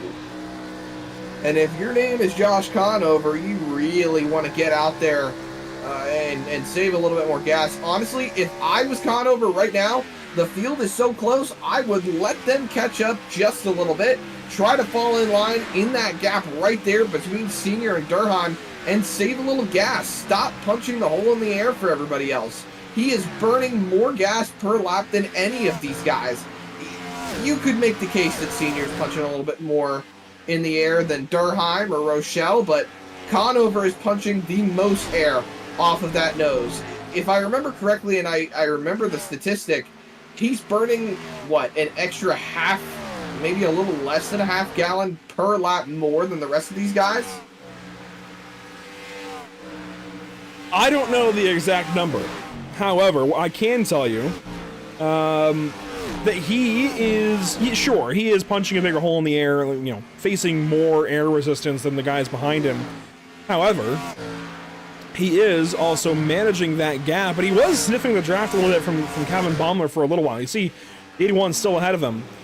I don't think it's helping him much now, but it was helping there for a couple of laps, and you know, frankly, Josh is able to kind of manage that gap to the guys behind and still save some gas while they battle. So he was a big fan of those three battling there for those couple of laps. Obviously now they get single file and they're starting to put some pressure back on him, but at least for those couple of laps when they were battling, he was a big fan of that. I do want to mention Brad Fulham has called the evening there. He has pulled into the pit lane and is out of the car and out of the race, it looks like. So Fulham will join Josh Adams, Jordan White, Michael Ponder Jr., and then Caden Perkins and Cody Smith, the last of which was disqualified from this evening's event. And it looks like Perkins may have been as well. Perkins was not. Interesting. They both scored the same amount of laps down, regardless, at the back end of the field for those couple of drivers. So we've been on these guys up front quite a bit. I do want to cycle back here to Guylas, who, again, he is absolutely short on fuel, but he is putting a really solid run together anyways, just on pace. Top 10 for the 28 car tonight. And, you know, admittedly, I've joked with him a little bit lately that he's had a few extra DNFs this season, maybe because he doesn't want to race that bad. He's clearly showing me wrong lately, has had a lot better, you know, string of runs since that conversation. I say that and he gets the wall. But that's okay. I got the wall too yesterday at Iowa. So regardless, it's good to see Nick running well this evening. And yeah, maybe he's short on fuel, but if he catches a caution, it could save his day and keep him up here. He could have a really solid finish in order. And then behind these guys, look at this. Malone, Henry Oaks, Tubb, and Durheim. This is kind of a grab bag, you know, mixed situation for these four. I would never put these four all in the same category together, but here they are battling for 11th, 12th, 13th, 14th. Kind of an interesting mix, almost like a box of chocolates. You never know what you're gonna get. I hate chocolate, though. You hate chocolate? I don't eat chocolate. Well,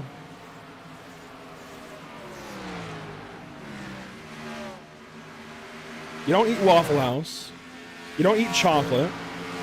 I never said I don't eat Waffle House. I just don't prefer it. Anyways. You don't eat Bojangles? Well, yeah, because Bojangles kind of sucks.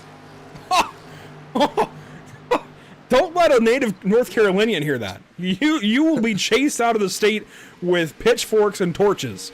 Look, man, I have stories about Bojangles, and not all about food. Look.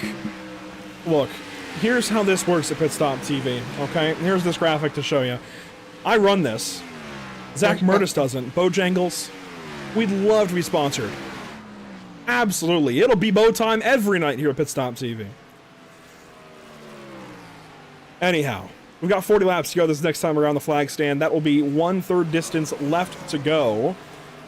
And this has been an interesting race. Very quiet. You know, we had that initial crash on lap 1, and that kind of kicked off the strategy we're seeing. Because Tucker would not have this leg up if not for that yellow. Let's be honest. This is really all set up by that incident between Caden Perkins and Cody Smith. If not for that, we're in a completely different race. Well, what else can you expect at this point? Other than the fact that the field, the top 5 really are very close together once again.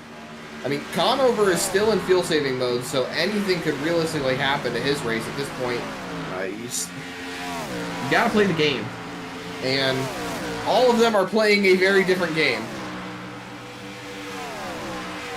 Conover continues to lead 2/10 over Hunter Sr., who is right there in his coattails. There's no more fuel saving at this point. I have to believe that Conover is no longer pushing the clutch in and trying to hold on to whatever he's got. It's a bit of a split deal now between Senior and Durheim. It's 7/10 back to them, and then it's another 8/10 back from Durheim to Rochelle, who has got Tucker about 3/10 behind him. So this is the RPMs for Conover now. Yeah, you mentioned, I don't think Conover's saving either. I did not hear the clutch in that time, and Rochelle is pitting. Yeah, Rochelle pitting early here. Kind of trying to mitigate. He can what? Can he make it? No, not from here. No, not from here at all. This is an early stop for him. He's realizing he's short and is just going to accept it at this point. Trying to cut these runs in half from here. It'll be about 20 and 20 for him to the end. Meanwhile, look, man, I get Josh Conover wanting to hang on to the lead here, but if he wants to bring some heat to Dalton Tucker, he needs to focus on fuel, not Hunter Sr. If Hunter Sr. goes and runs himself dry, that's fine. But, you know, if you're in the 48, you've got to start putting together... He's been good lately, admittedly, I will say. Pocono and Watkins Glen, good races for him. But he needs to keep that going. He cannot get too absorbed in this fight with just Hunter Sr. So, let him go. Yes, and that's get what I'm behind saying. him. That's exactly what I'm Draft, saying. Save some gas. As Gillis heads to the pit lane, there you see Rochelle is out about where he came in. So he's 4th on the racetrack, but not 4th in line. Currently sitting a little bit further down the running order, just inside the top 20, but there are only about 17 to 16 cars left on the lead lap. 17, that is. So Conover continues to click laps off. Now, looking at it from the realistic perspective, you need to make it to at least lap 90. That is the margin. That is just to make it to the end of the race. Really, you're looking at 91, 92 to have, you know, safety in that, to be able to actually push to the end. What we were talking about 30 laps ago. You've got to go beyond 90, frankly. If you can get 91, that's okay. Really, you want 92 or 93 to be able to actually push to the end of this race. And I don't know that Conover's getting there. I don't know that Senior or Durheim is getting there. I think the only driver in this top 5, I guess there's 2 that would be getting there. Those are Tucker and Jones, and they're 4 seconds apart.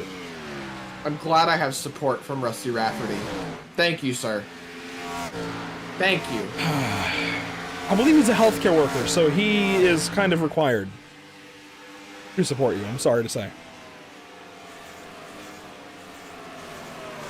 Although it's crazy for somebody from Maryland to be saying that Bojangles is not good. What is Old Bay? Not good. What? I think he's Maryland, right? Or is he West Virginia? He's somewhere in there, and frankly, the 2 states are the same in my mind. One is just coast, and one is mountains. Otherwise, show me a difference. Regardless... Stereotypes.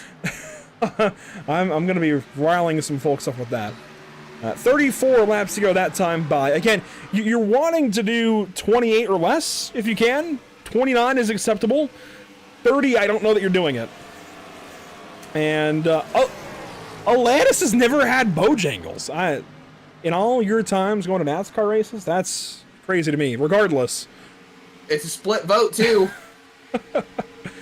50-50 right now. We like to have fun. 3 to 4 laps to go before these guys can pit. Conover is due in this lap, Zach. Has he saved enough to go extra? I hope so, but I also want you to know that if he hasn't, and you speak poorly about Old Bay again, Rusty Rafferty's going to show up at your house in the middle of the night. I see that. There are some good battles going on in the field. In fact, Jacob Gladgelich and Ryan Housden are together. Housden, of course, had that slide into the pit lane. They are actually racing for position. Here we go. He did not extend this run at all. Neither did Hunter Sr. If you knew you were going to be short, I guess you're hoping for a caution, but pitting now, you're kind of just consigning yourself to a splash and dash at the end. And again, I just don't know if that's the way to go. If they can save it, they can save it. They have to run, I think, maybe 1 to 2 extra laps. But knock on wood, we've been caution-free all race long so far, minus lap number 1. And it looks like Durheim is about to join them in the pit lane. I wonder what's going to happen here, because they're communicating over race chatter if Dalton should pit the 16, but it looks like it's not happening. Dalton stays on the racetrack and effectively takes over the race lead. Now, Conover will resume the race lead once he comes out of the pit lane, and that should be right about now, actually. He should be coming out of the pit lane in front of the 37 car. So, the thing that's going to throw off Tucker is that he has no help right now. The nearest car in front of him is less than a second up the road, but he doesn't have that much help. There's no way that he's going to gain on anybody with them being on fresh tires and the undercut being so quick. As one car on the apron. Car on the apron right here. Zach, think about it this way. They still have 1 pit stop to go, and he doesn't. Well, he does too. Yeah, here's the way to look at it. Right now, Dalton Tucker and those 3 guys he was just racing, they all still have to make a pit stop, and look at how far ahead he is. He's got 36 seconds on them. There's Durheim coming out of the pit lane. So a lap. I mean, they've effectively each got 1 pit stop to make. There's no arguing with the spot that Dalton Tucker is in. And Brian Jones, by the way, just pitted. He's in the box now. He should be good to the end. It's going to be tight. I think he's got it, though, as Dalton Tucker is pitting. I will say one thing that I have noticed in these kinds of races, and I don't recall exactly how Michigan went down the first time, but it feels like when there is fuel involved, Brian Jones typically has it figured out really, really well. So tip of the cap to him. He seems to really have the fuel thing figured out. When some of these guys don't, and frankly, Tucker was one of them. Go back to Chicagoland earlier this summer. He was a driver that absolutely missed the fuel strategy while Durham got it. And Jones was in that fight. It really seems like Brian Jones has got the fuel thing figured out in these cars. So he might not like the handle of the race car too much, but tip of the cap to him. He's got the fuel thing figured out, as there's your race leader to be. Blade Timmons has got it for now. Rochelle will assume it in a lap or two. Timmons has got some extra distance to go. And it'll be Rochelle over Conover and Senior. There they are battling into turn 3. Tubb goes fastest, my goodness. That's going to hurt my fantasy lineup. Let's see. When do these guys make their final stop of the race? We know they cannot go to the end.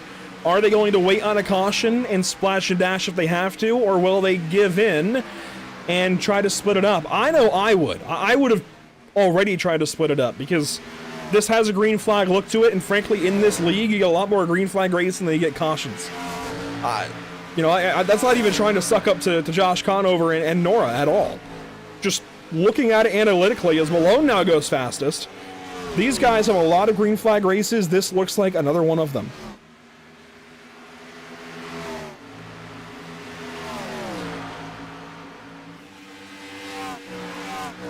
Timmons in the pit lane. He will hand the lead back over to Rochelle, followed by Senior and Conover. There they go into turn 1. A couple of dots on the outside of the racetrack. And Tucker now fastest. All he needed was a couple of laps to get those tires up to temperature, and he is rolling faster than literally anybody else has here this evening. So he's the first car good. Jones, second car good. From there, looks like Timmons and Malone, maybe also Caden Henry Oaks, Chance Durheim, and Matthew George.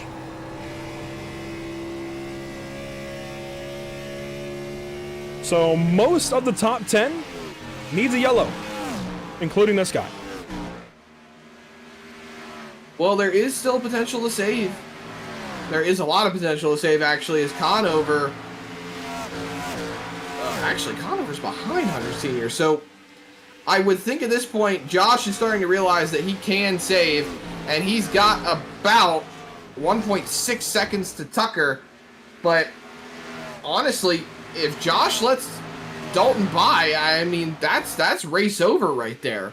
If he loses position at all to Tucker and doesn't have the ability to make the fuel last, that's it. That's well and done. Durheim might actually be able to cruise into it and make it on the fuel that he has, but Tucker for sure is the only one that we know, lock, stock, and barrel, is good to the end. And there you see Rochelle pulling up behind Houston. He's got that damage still on the nose of that race car. He is trying to stay one lap down, but it's not going to happen. He's going to let Rochelle go by this time in 3 and 4, and Ryan Housden, who looked so good earlier, is now 2 laps down, and the season continues to deal him heavy blows. I mean, he's still good in terms of the chase, but frankly, Zach, I don't know what he's got to do to get one of these races to just go right for him. Both he and Baumler, it seems like everything they do always gets undone somewhere along the line. Baumler had the great start, pit stops. I mean, yeah, sure, both of these guys kind of did it to themselves, but look, they probably could have pushed it the exact same. I mean, well, Baumler really did just do it to himself, frankly. He missed his box. But I'm sure Housden, honestly, could have pushed it the exact same, you know, aggressive level, if you will. Aggression level, here we go, into the pit stops, into the pit lane. The next run, and he probably would have been okay. It's just sometimes with iRacing, you slip the tire ever so slightly, it's almost RNG if you're going to have a grip or not. I'm really trying to cushion the blow for Ryan Housden, but there's no denying that he was in a spot maybe to win this race, and now he's 2 laps down. Meanwhile, his former teammate, about to pass him, Dalton Tucker, departs DEI, and let's be frank, all right, nobody grab a hot dog, but let's be frank. Dalton Tucker in the 3 car was always a little bit odd to me. Granted, the persona fit really, really well, but the 3 being at DEI, I wonder if that's going to go away after this season, because that's an RCR car, right? That was never a DEI car when Dale ran it. As there goes Tucker by senior, we knew that would happen. This is a chance for Dalton to kind of build his own identity in that car, and I know none of those guys at the DEI camp are going to be happy with this, because I'm sure they were able to at least ask him questions and kind of rely on him a little bit, even if they weren't necessarily always operating as teammates. I'm sure they could at least lean on him in times of need, and now that lifeline is gone, and the only one of those drivers out of that camp in the top 15 is Cody Anderson. In fact, the only one in the top 19 is Cody Anderson. Ryan Housden runs 20th 2 laps down. Kevin Baumler runs 22nd 3 laps down. And again, kind of outlier circumstances, Zach, but results talk. And, you know, we put the results into power rankings. The results is how they get their points. Results talk. I know that's just how they cross the line to end the race. But, man, it's not looking great right now. Tis not.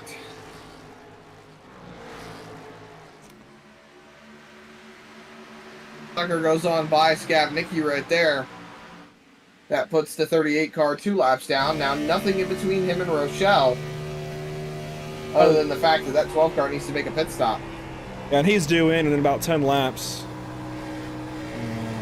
So not a whole lot farther to go for him to have to pit. Again, a caution would change things, so we are going to delay our driver of the day picks just a little bit, because a caution would absolutely change this race. But if this goes green to the end, right off the 12, the 4, the 48, the 16, yeah, all of those guys. Here comes Tucker to the inside of Rochelle. This will be a pass for the lead. And Dalton Tucker, after 101 laps, will take over on lap 102. That's how long it took this guy. That's how long it took Dalton to go from the very back of the grid after a ride swap to the front. He has taken over the race lead on pace alone. Rochelle pits, and Tucker is in position to win once again. I told you, Zach, top of the show, I thought he'd be winning this race, and it wouldn't be the other car that was in that frame at the time. We're inside of 20 to go, and he's leading, and he's the first car good on fuel.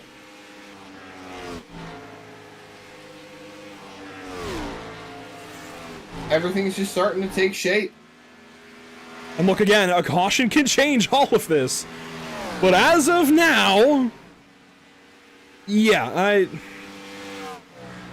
and look, I talked about Brian being good on fuel, and he is. But even he is back, let's see, 6.5 seconds off of Dalton Tucker. Just no match for that guy. Yeah, it ain't happening. It ain't happening.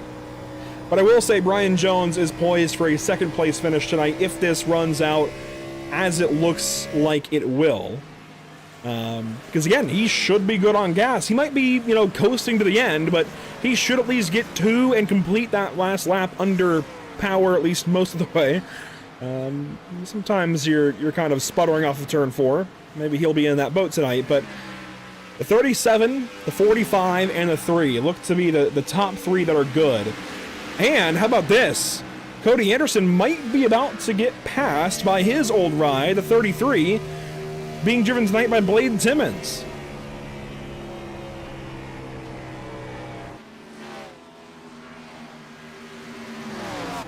Here he comes on the outside. Right here. Timmons having a great night, honestly, in the shadows, really, of all these other leaders. Blade is having a really, really good run. Anderson's going to get held up a little bit there to the backstretch into turn 3 by Nick Gillis, who just left the pit lane. So now the 3 and 33 stay side by side. Anderson down low, sideways off the corner.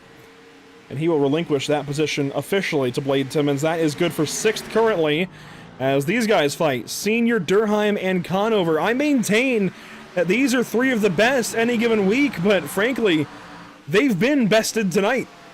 Not only by pace, but also by fuel strategy.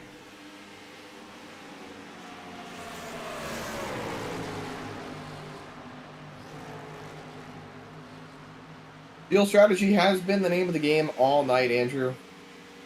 And honestly, I'm going to state this for the record because I feel like I can, regardless of how this race turns out from here.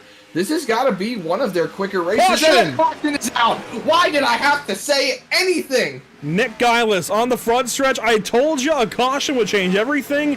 That's why we haven't done driver of the day yet. And sure enough, Nick Gillis around on the front straightaway. That is only our 2nd caution of the race. And yeah, we were making record time here until that. So you knew where I was going with that. And we know cautions breed cautions. Will this be the only one here at the end, or are we in for a handful more? Here's what happened to the 28 car, all on his own. Just broke free. Snapped loose, overcorrected. It looked like he was going to get it down to the pit lane. Look, I am not going to draw any conclusions. I don't think there's any to draw, but I know iRacers being iRacers, there's going to be a lot of mumbling and grumbling about that.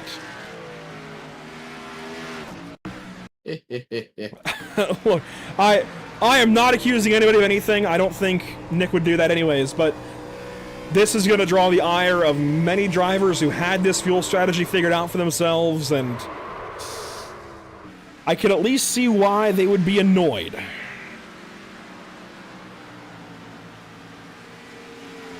Thankfully, everybody gets by it. Nobody gets any damage out of this caution. It's just that one kind of weird yellow that stacks everyone back up. And I was talking about my experience in the All-American Racing Network Cup Series yesterday, Zach. It was very similar, actually, to that. It was a car fresh out of the pit lane, got loose in the backstretch, lost it. That was the caution for the entire race. Let's see what these guys do, though. Pit stops, gonna even everybody back out. Is that speeding for Dalton Tucker? That looked like it. Not seeing any black flags so far. Looks like he'll be okay, but that was aggressive on approach to the pit lane. Here they come down the front stretch and into their boxes.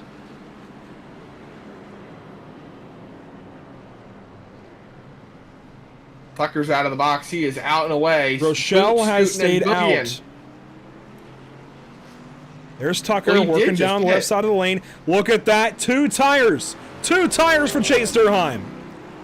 Going to put him back on the racetrack ahead of Dalton Tucker. Blade Timmons also takes 2. Look, Zach, that might be all Kyle Rochelle needs, is to just put the 37 a few rows back. Remember, it's single file restarts here. We're talking 2005 NASCAR vibes.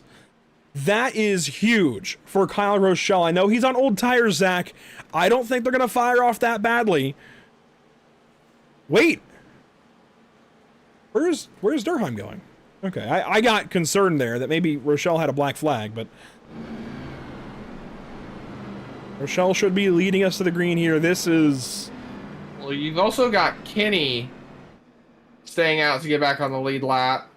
Ronnie Norman's getting one of his laps back. He's 4 laps down. Yeah, so... Mickey's getting back on the lead lap, and then Baumler is going to 1 lap down. Yeah, each of these drivers will get 1 lap back. So, yeah, Baumler will now be 2 down. Kenny will be 1 down. Scavnicki will now be 1 down, and Norman will now be 4 down. So they're each getting a lap back by staying out here to get the wave around, as we'll see if Norman even is able to stay in the session. That will let these guys realign at the front of the field, single file for this restart. And Zach, what do you say? We go ahead and nominate a couple of drivers each for North American Racing League Driver of the Day. I'm taking Dalton Tucker. You can't. You can't bet against the man. Even if he doesn't win the race today, he has moved up from P30 to P4 as of right now. And there is nobody in front of him on fresher tires than he is. Nobody.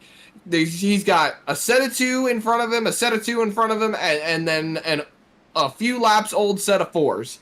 I think Tucker has got this one on lock if he gets a good restart. Secondary to that, I'm going to nominate Brian Jones. He's up 11 spots from his starting position. He had really, really great field strategy over the course of the race, and he has remained consistent throughout the top 10. Those are going to be my 2 picks for driver of the day.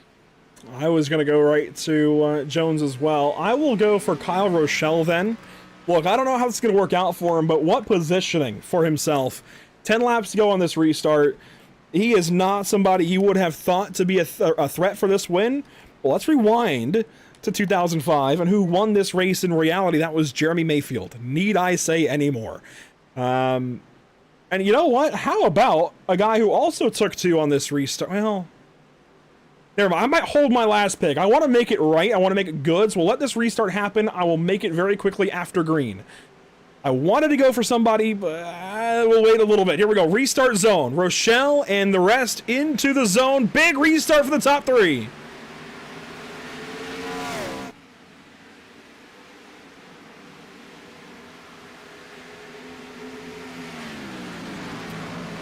Kyle Rochelle is now Chase Durheim and Blade Timmons' biggest fan. He needs them to hold that 37 back as long as possible.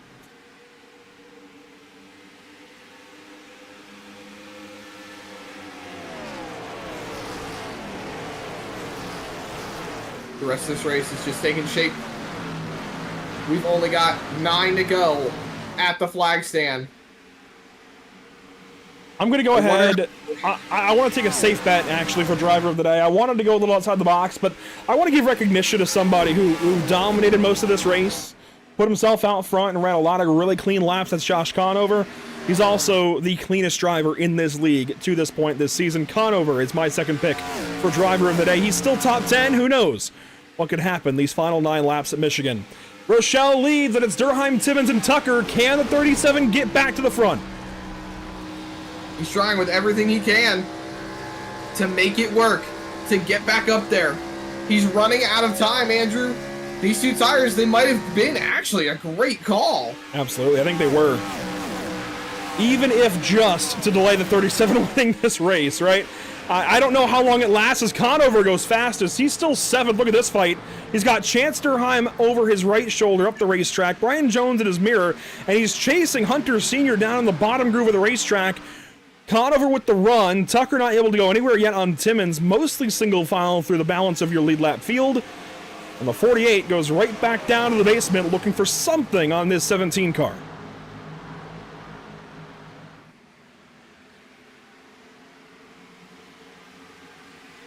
It was close right there between Conover and Durheim. And here we go. Dalton Tucker working on Timmons. He's got the run to the outside now. That will be money off of 2 if he can stay there, but he can't. Timmons surges back ahead. That's going to hold the 37 back up a little bit. He's still got the run. There he goes, down to turn 3. Timmons trying to crowd him. But Dalton Tucker going to have the inside now through 3 and 4. He's got to clear him quick, or Timmons will have the run back off the corner. He's cleared him. Timmons slides in behind, and now Rochelle is under fire from Durheim. 6 laps to go at Michigan, 12 miles. This is exactly what Tucker needs. If they get side by side, that's going to hold him up in the corner. That's going to bring the 37 right back to him. But Durheim clears into the corner. Rochelle sends it down to the bottom. How long will that last? Tucker now just a half second back of these guys. Timmons gets the wall. Tucker nearly did. Down the back straightaway. About 11 miles left to go. Rochelle looks back to the inside on Durheim. Incredible the way this race has worked out. Just 5 laps to go at Michigan International Speedway. This time by who is going to win it. This could be one of the more crucial races approaching the chase. 4/10 the gap to the leader from Durheim to Tucker. Rochelle looking down the bottom. He's got a run on corner exit. He hits him in the wall! In the wall! Tucker goes by. Rochelle hits the 16. Durheim's done. We stay green. He keeps it straight, so the green flag's still out. Conover's down to the bottom and 3 wide. Senior up on the top side. Timmons in the middle. They clear Timmons, but they're still side by side for the 3rd spot. Tucker is 4 laps away from getting a potential win if he can get up to Rochelle. He's less than 2/10 away from the 12 car. We have talked about it all race long. This is Dalton Tucker's race to lose. He started from the back. He's worked his way up to the front. Rochelle made the call to stay out after pitting. He thought his race was done from pitting early, but here he is trying to hold that 37 car off for just 3 more laps. Here comes Tucker's run. It stalls out a little bit. Oh my gosh. Wow. This is drama. 3 laps to go, 6 miles at Michigan. You see the battle in the background as well. Timmons is still in this. Durheim's just behind it. Chance, that is, as Chase is down in 17th and in the pit lane. He's, of course, out of this thing at this point. But Senior, Conover, and Jones as here we go. Dalton Tucker is there. With drama to start the race with a driver change of Tucker moving over to the 37. Now we've got more drama to end the race as the 37 is chasing Here he this comes. race lead. He's got the run. He's going to cross him over. Rochelle's loose. Rochelle's loose. Looks to the top the side. He knows racetrack. that's where the run is. Here comes Senior. We're not done. Hunter Senior to the right side of Dalton Tucker into turn 1. That's going to crowd the 37 ever so slightly. Rochelle can't hang. There goes Dalton Tucker. Senior packed air on the left rear of the 12 that stacked him up ever so slightly through the center of the corner. Now they're side by side. They are side by side. Now Conover, he makes contact with Hunter Senior. Gets him a little squirrely. The 48 car down to the 3rd spot. He clears Hunter Senior with the crossover move on corner exit. Rochelle can't get to the back bumper. It is the white flag in the air presented by Whiplash Simcams. We are 1 more lap away from glory from a lap to first challenge for Dalton Tucker. Not to mention the driver change, the ride change, if you will. He left the 3 DEI, went to do his own thing. Literally, the news broke earlier this afternoon, and it's still a generational run out of Rochelle. There goes the 4-48.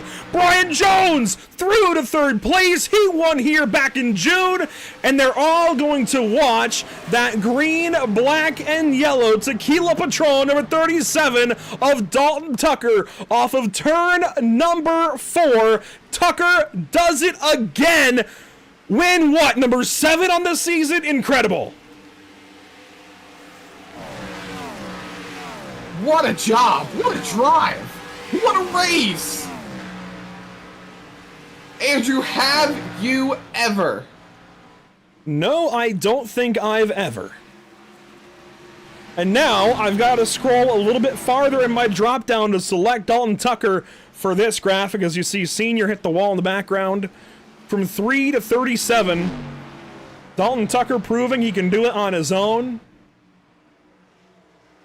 Incredible.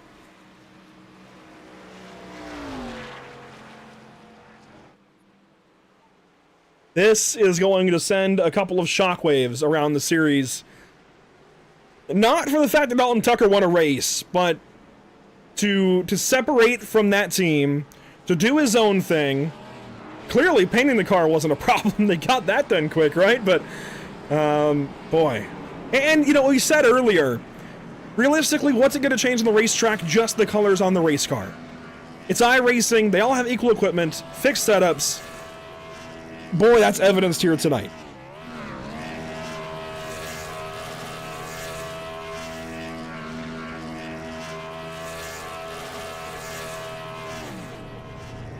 I'm at a loss for words. I'm in disbelief right now. I get it. He's going to pull it down through the bushes. But it's going to burn down in victory lane. Jacob Gladulich also roasting a couple of Goodyear Eagles. That's loud in our ears. But there's the 37 of Dalton Tucker with a win here this evening at Michigan. It's not a sweep of the racetrack, but boy, yeah, that's going to upset some people. But you know what? It was a lot of fun to watch.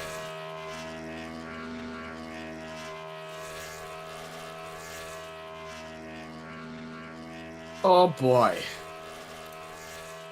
I'm like... Yeah, everybody cool down a little bit. Let your heart rate come back down. Oh, wow. That's... I'm still catching my breath, and just everybody kind of marinate in that for a second. What a finish as well that we got to see play out. Hate that for Chase Durheim, rather. See, now I'm getting them mixed up because Chance finished top 5, I think. No, 6th. What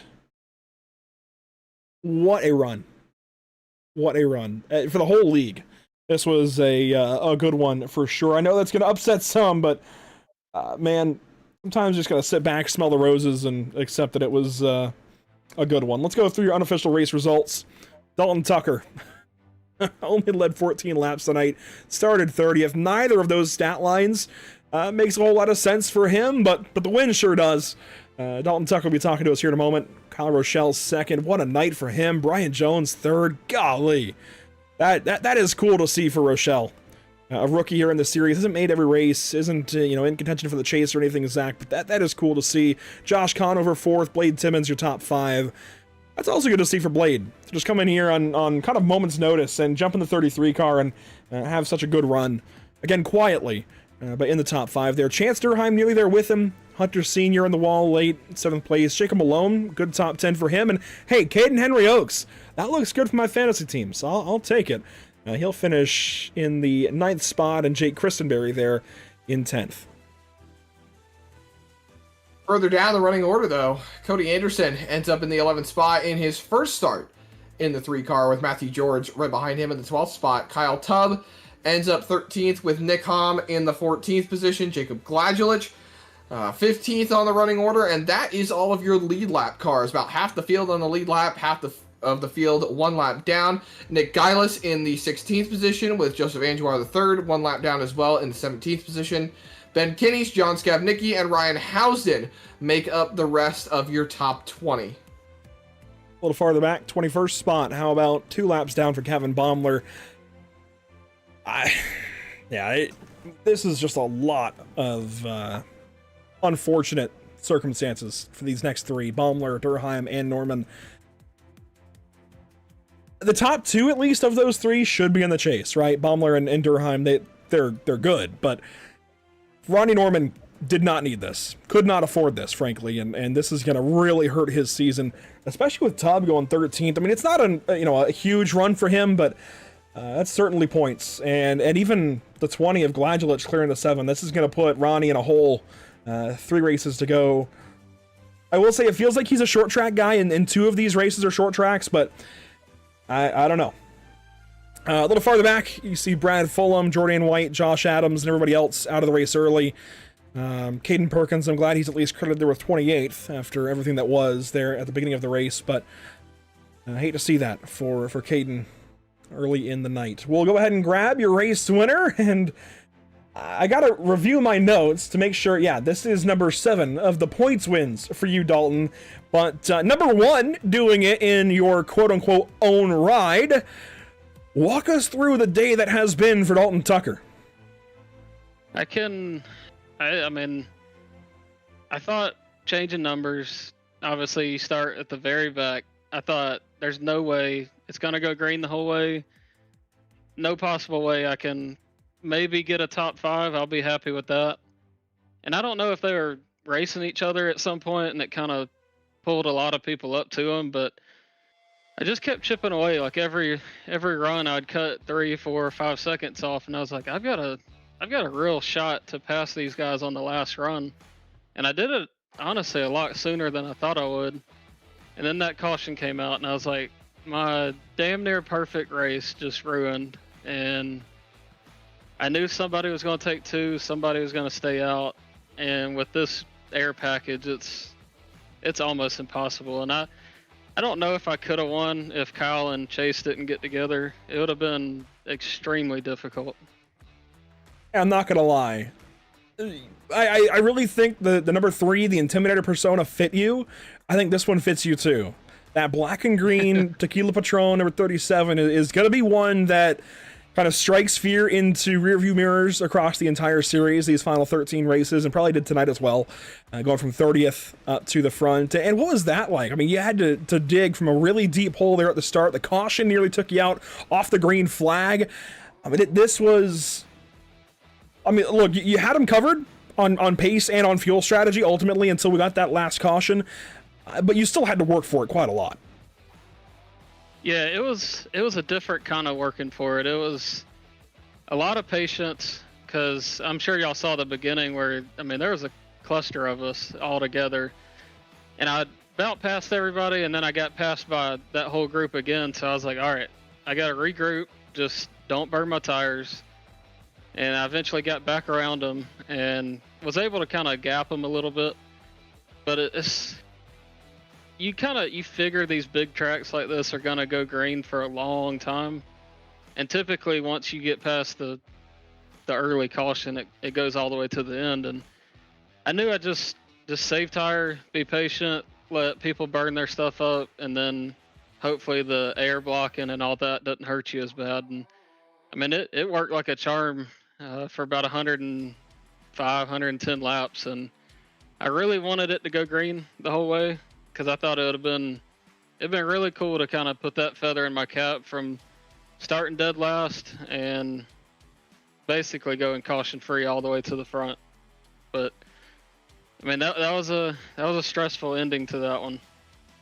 You still effectively did. I mean, what a night for you. And look, we play it up a lot because it's our job, right? Frankly, to say, oh, you know, this big ride change is big and significant, and maybe it is for some, but for you, it's just changing the paint scheme, you know, the TGA that gets loaded onto your car by trading paints. That said, what are you willing to divulge about with this? Your reasoning for changing rides? I mean, look, I see the same channels everybody else does in the Discord, and I can see that you're playing your cards very, very closely to your chest. What are you willing to say? I mean, I've had my run-ins with this league. I've been in it for a long time. some calls don't go my way, some calls do go my way.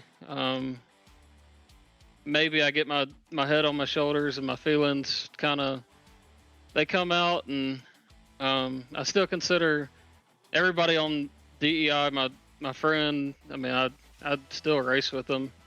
It's just, I don't know, some things happen, and I just kind of need to distance myself. And I mean, some people might think it's crazy, but typically I'll end up saying something or doing something, and I don't want to do that either. So just, I don't know, I don't want to say too much because it really ain't that big a to do with it. Just, I don't know, it's just one of them things. And when you're competitive and you're racing other people that are competitive, and things get said, and it's not always, I guess, rainbows and whatever the saying is, but it's one of them things. I still, Josh, Brady, all of them, I still consider them very good friends. We've hung out outside of iRacing, so a lot of things get misinterpreted and blown up way out of proportion, and I think this is just another one of those times. You know what, Dalton? I can appreciate the candor there with all that's gone on today. And again, you know, it's kind of our job to play it up, but ultimately, all it is changing the paint you select and trading paints, and you go racing just the same. So congratulations to you. Right back in victory lane from the 3 to the 37 for win number 7. I like numerology. Maybe there's something to it. Either way, congrats. Yeah, maybe it's still the 3 car, just got a 7 by it for 7 wins. I don't know. Maybe it's just a little punny right there. There you go. Might even be drinking some of the Tequila Patron tonight. Dalton, again, congrats. And I know we'll be talking to you sometime very soon. All right, appreciate it, y'all. Dalton Tucker, another big win here at Michigan International Speedway. And boy, how about this next guy, Kyle Rochelle? What a night for him, Zach. Yeah, absolutely. Rochelle, probably a career night, I will say. Started 10th on the grid, ended up 2nd. You were fighting for it all you could. You stayed out on the old tires. So close to the end. What do you think you needed just to get that win? Yeah, man, we were I needed that caution not to come out, but I guess there's some guys that probably were good on fuel, but I tried short pitting there and put us in a good position, but then the caution came out, but we were still sitting pretty well. Man, yeah, I don't know. I'd like to redo the last 3 laps a little over again, but we were fast. I'm happy. Can't really disagree with that. You were incredibly fast over the course of the run. You had some really good speed. The thing that we were eyeballing the most was honestly the fuel strategy, because you guys were very, very short. What was the deal actually with the fuel strategy? Because like we said, we saw that you were short. We saw that you needed a little extra to make it to the end. Do you think maybe you could have saved it, stretched your runs out a little bit more like the 37 car did, or maybe at least stretched it about as long as guys like Conover was stretching it? No, I'm not a fuel stretcher guy. And if I had to imagine, I'm not sure if some guys pitted under that very first caution on lap 1 or not. That would have gave them an extra 3 or 4 laps to boost. But yeah, no, once I saw we were 5 to 8 laps short, I decided I was going to short pit. I almost wish I short pitted earlier, 5 laps, because I think that would put us in a better position, barring any cautions. But you know, I was just going. I'm not going to save fuel. I'm not really interested in doing that way.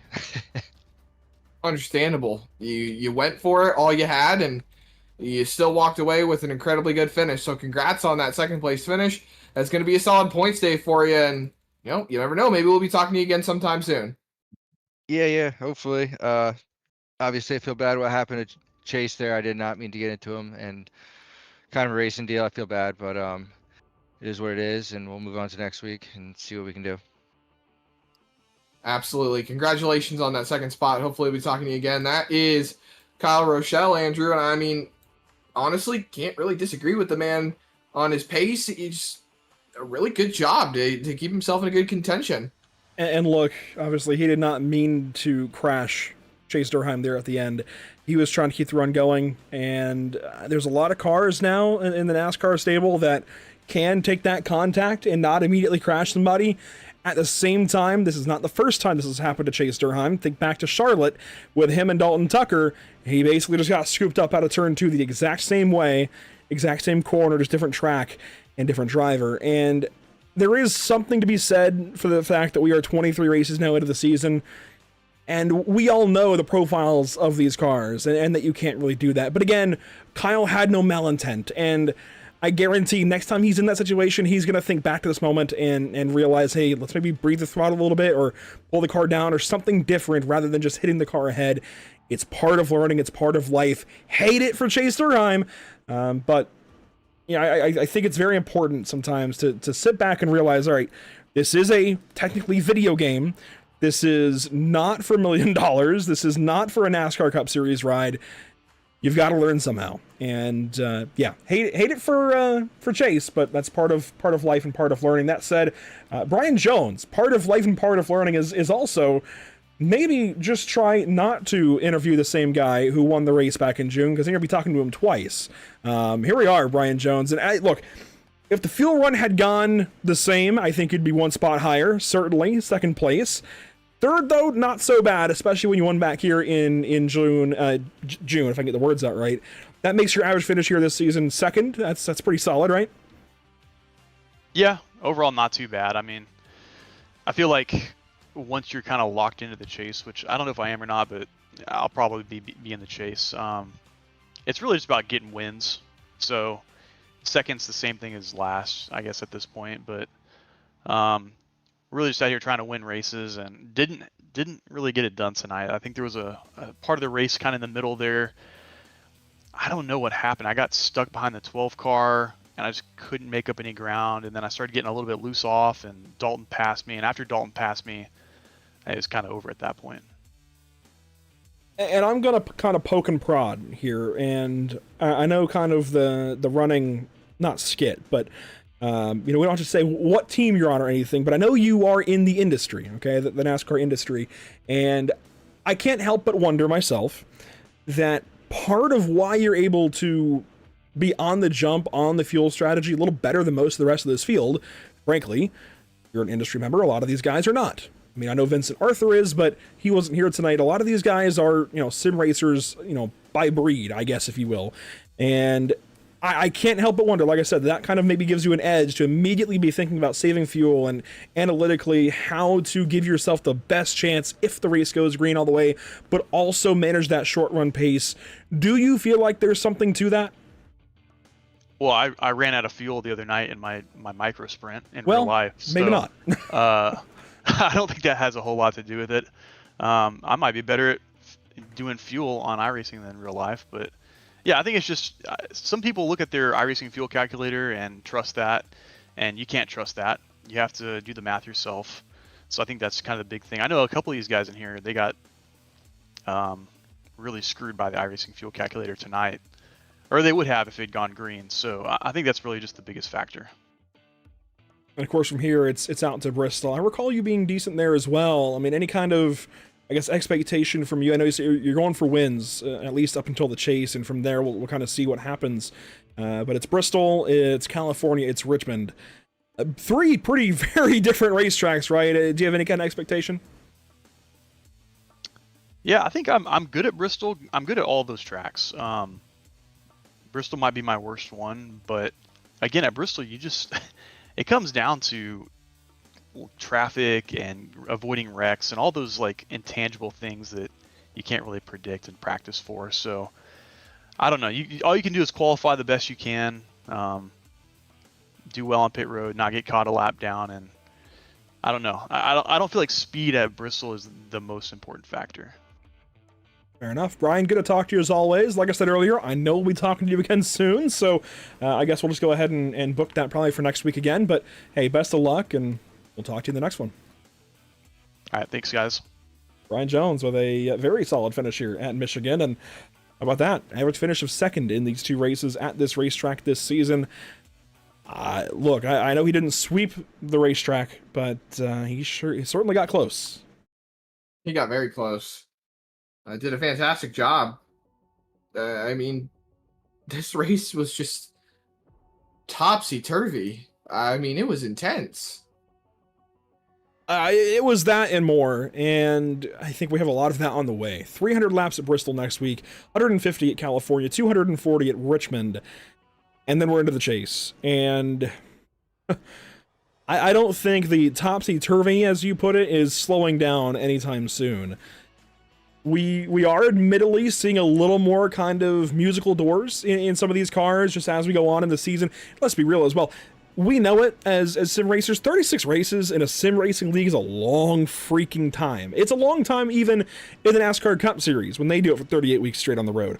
It's a long time here in sim racing, and certainly even longer in sim racing. It's the norm for a full NASCAR season to take the full year, just about, beginning of February to the middle of November. That's normal. But on iRacing, sure, there's a lot of leagues that do that, but it's a long time. A lot happens very quickly for us sim racers.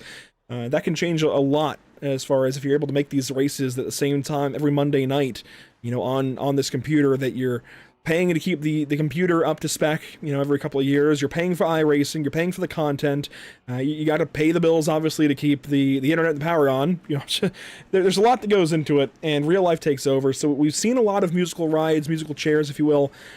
That's probably not going to slow down as we get into the end of the season here, but man, for the guys that have stuck with it all year long, it's making it even more difficult for them to kind of predict what's next as they continue forward and fight for a championship. So just know that these races will stay a little bit chaotic, I think, as the candle burns down. But Zach, I'm looking at the driver of the day vote. It was kind of quiet and probably about what you would expect. How about Dalton Tucker wins the race and wins driver of the day?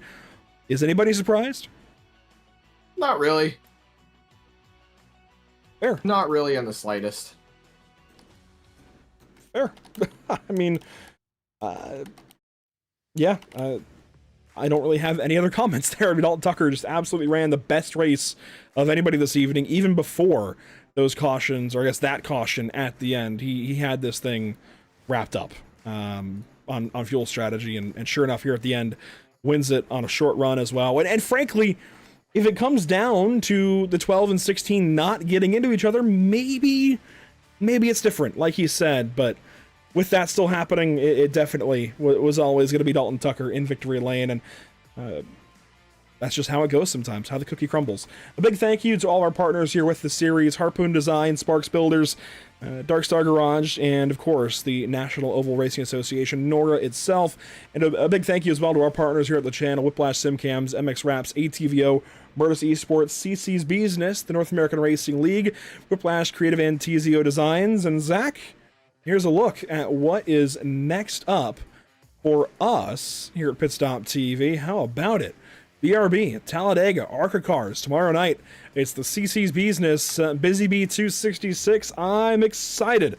Always love Talladega. That's the wrong graphic. That's the right graphic. Always love Talladega. Always fun to go there with any cars, even Indy cars, Zach.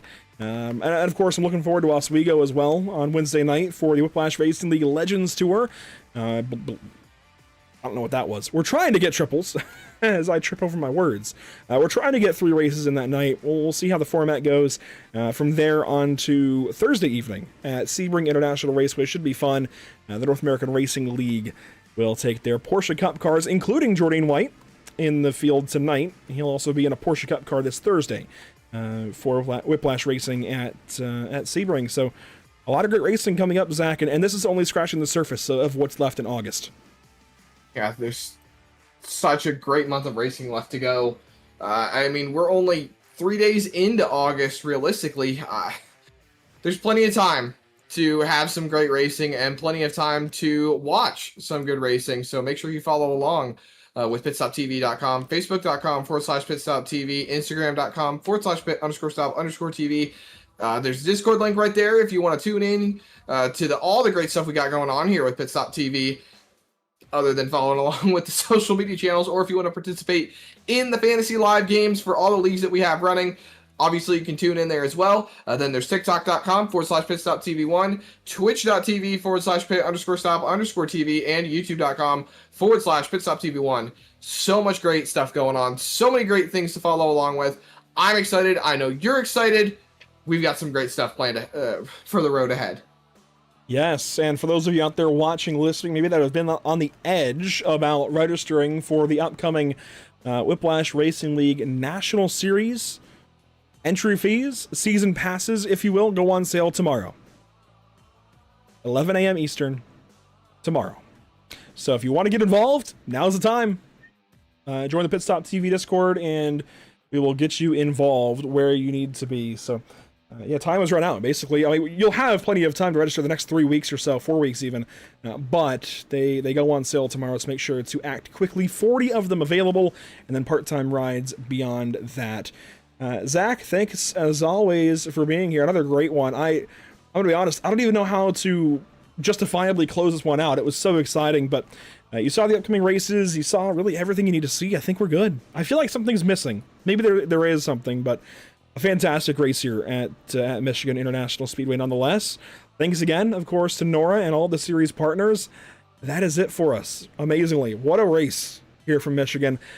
Do not miss anything we have upcoming. Again, tomorrow night, BRB, Talladega, be there or be square. It's always fun. Otherwise, we'll see you next time here for NORA. That will be at Bristol next Monday night. Until next time, thanks for watching. Have a great night.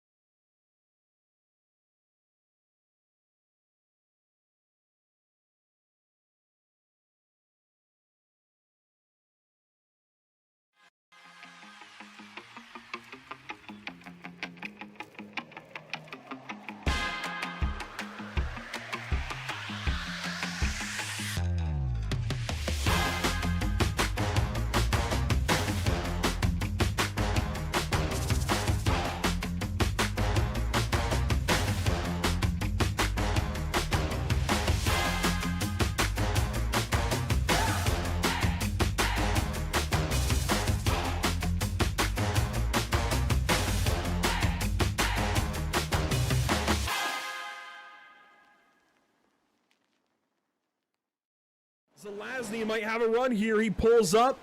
2 laps to go at Auto Club Speedway. What a run this has been.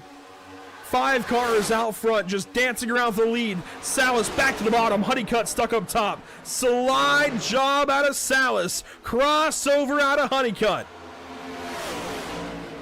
23 showing a big run here. He does. You see Salas starting to cover it up. He goes up the racetrack. Honeycutt's clear of them both. He shoves it up in front of the 23, gets himself loose. It'll be white flag this time by. Salas down low. Zelazny looking for a hole.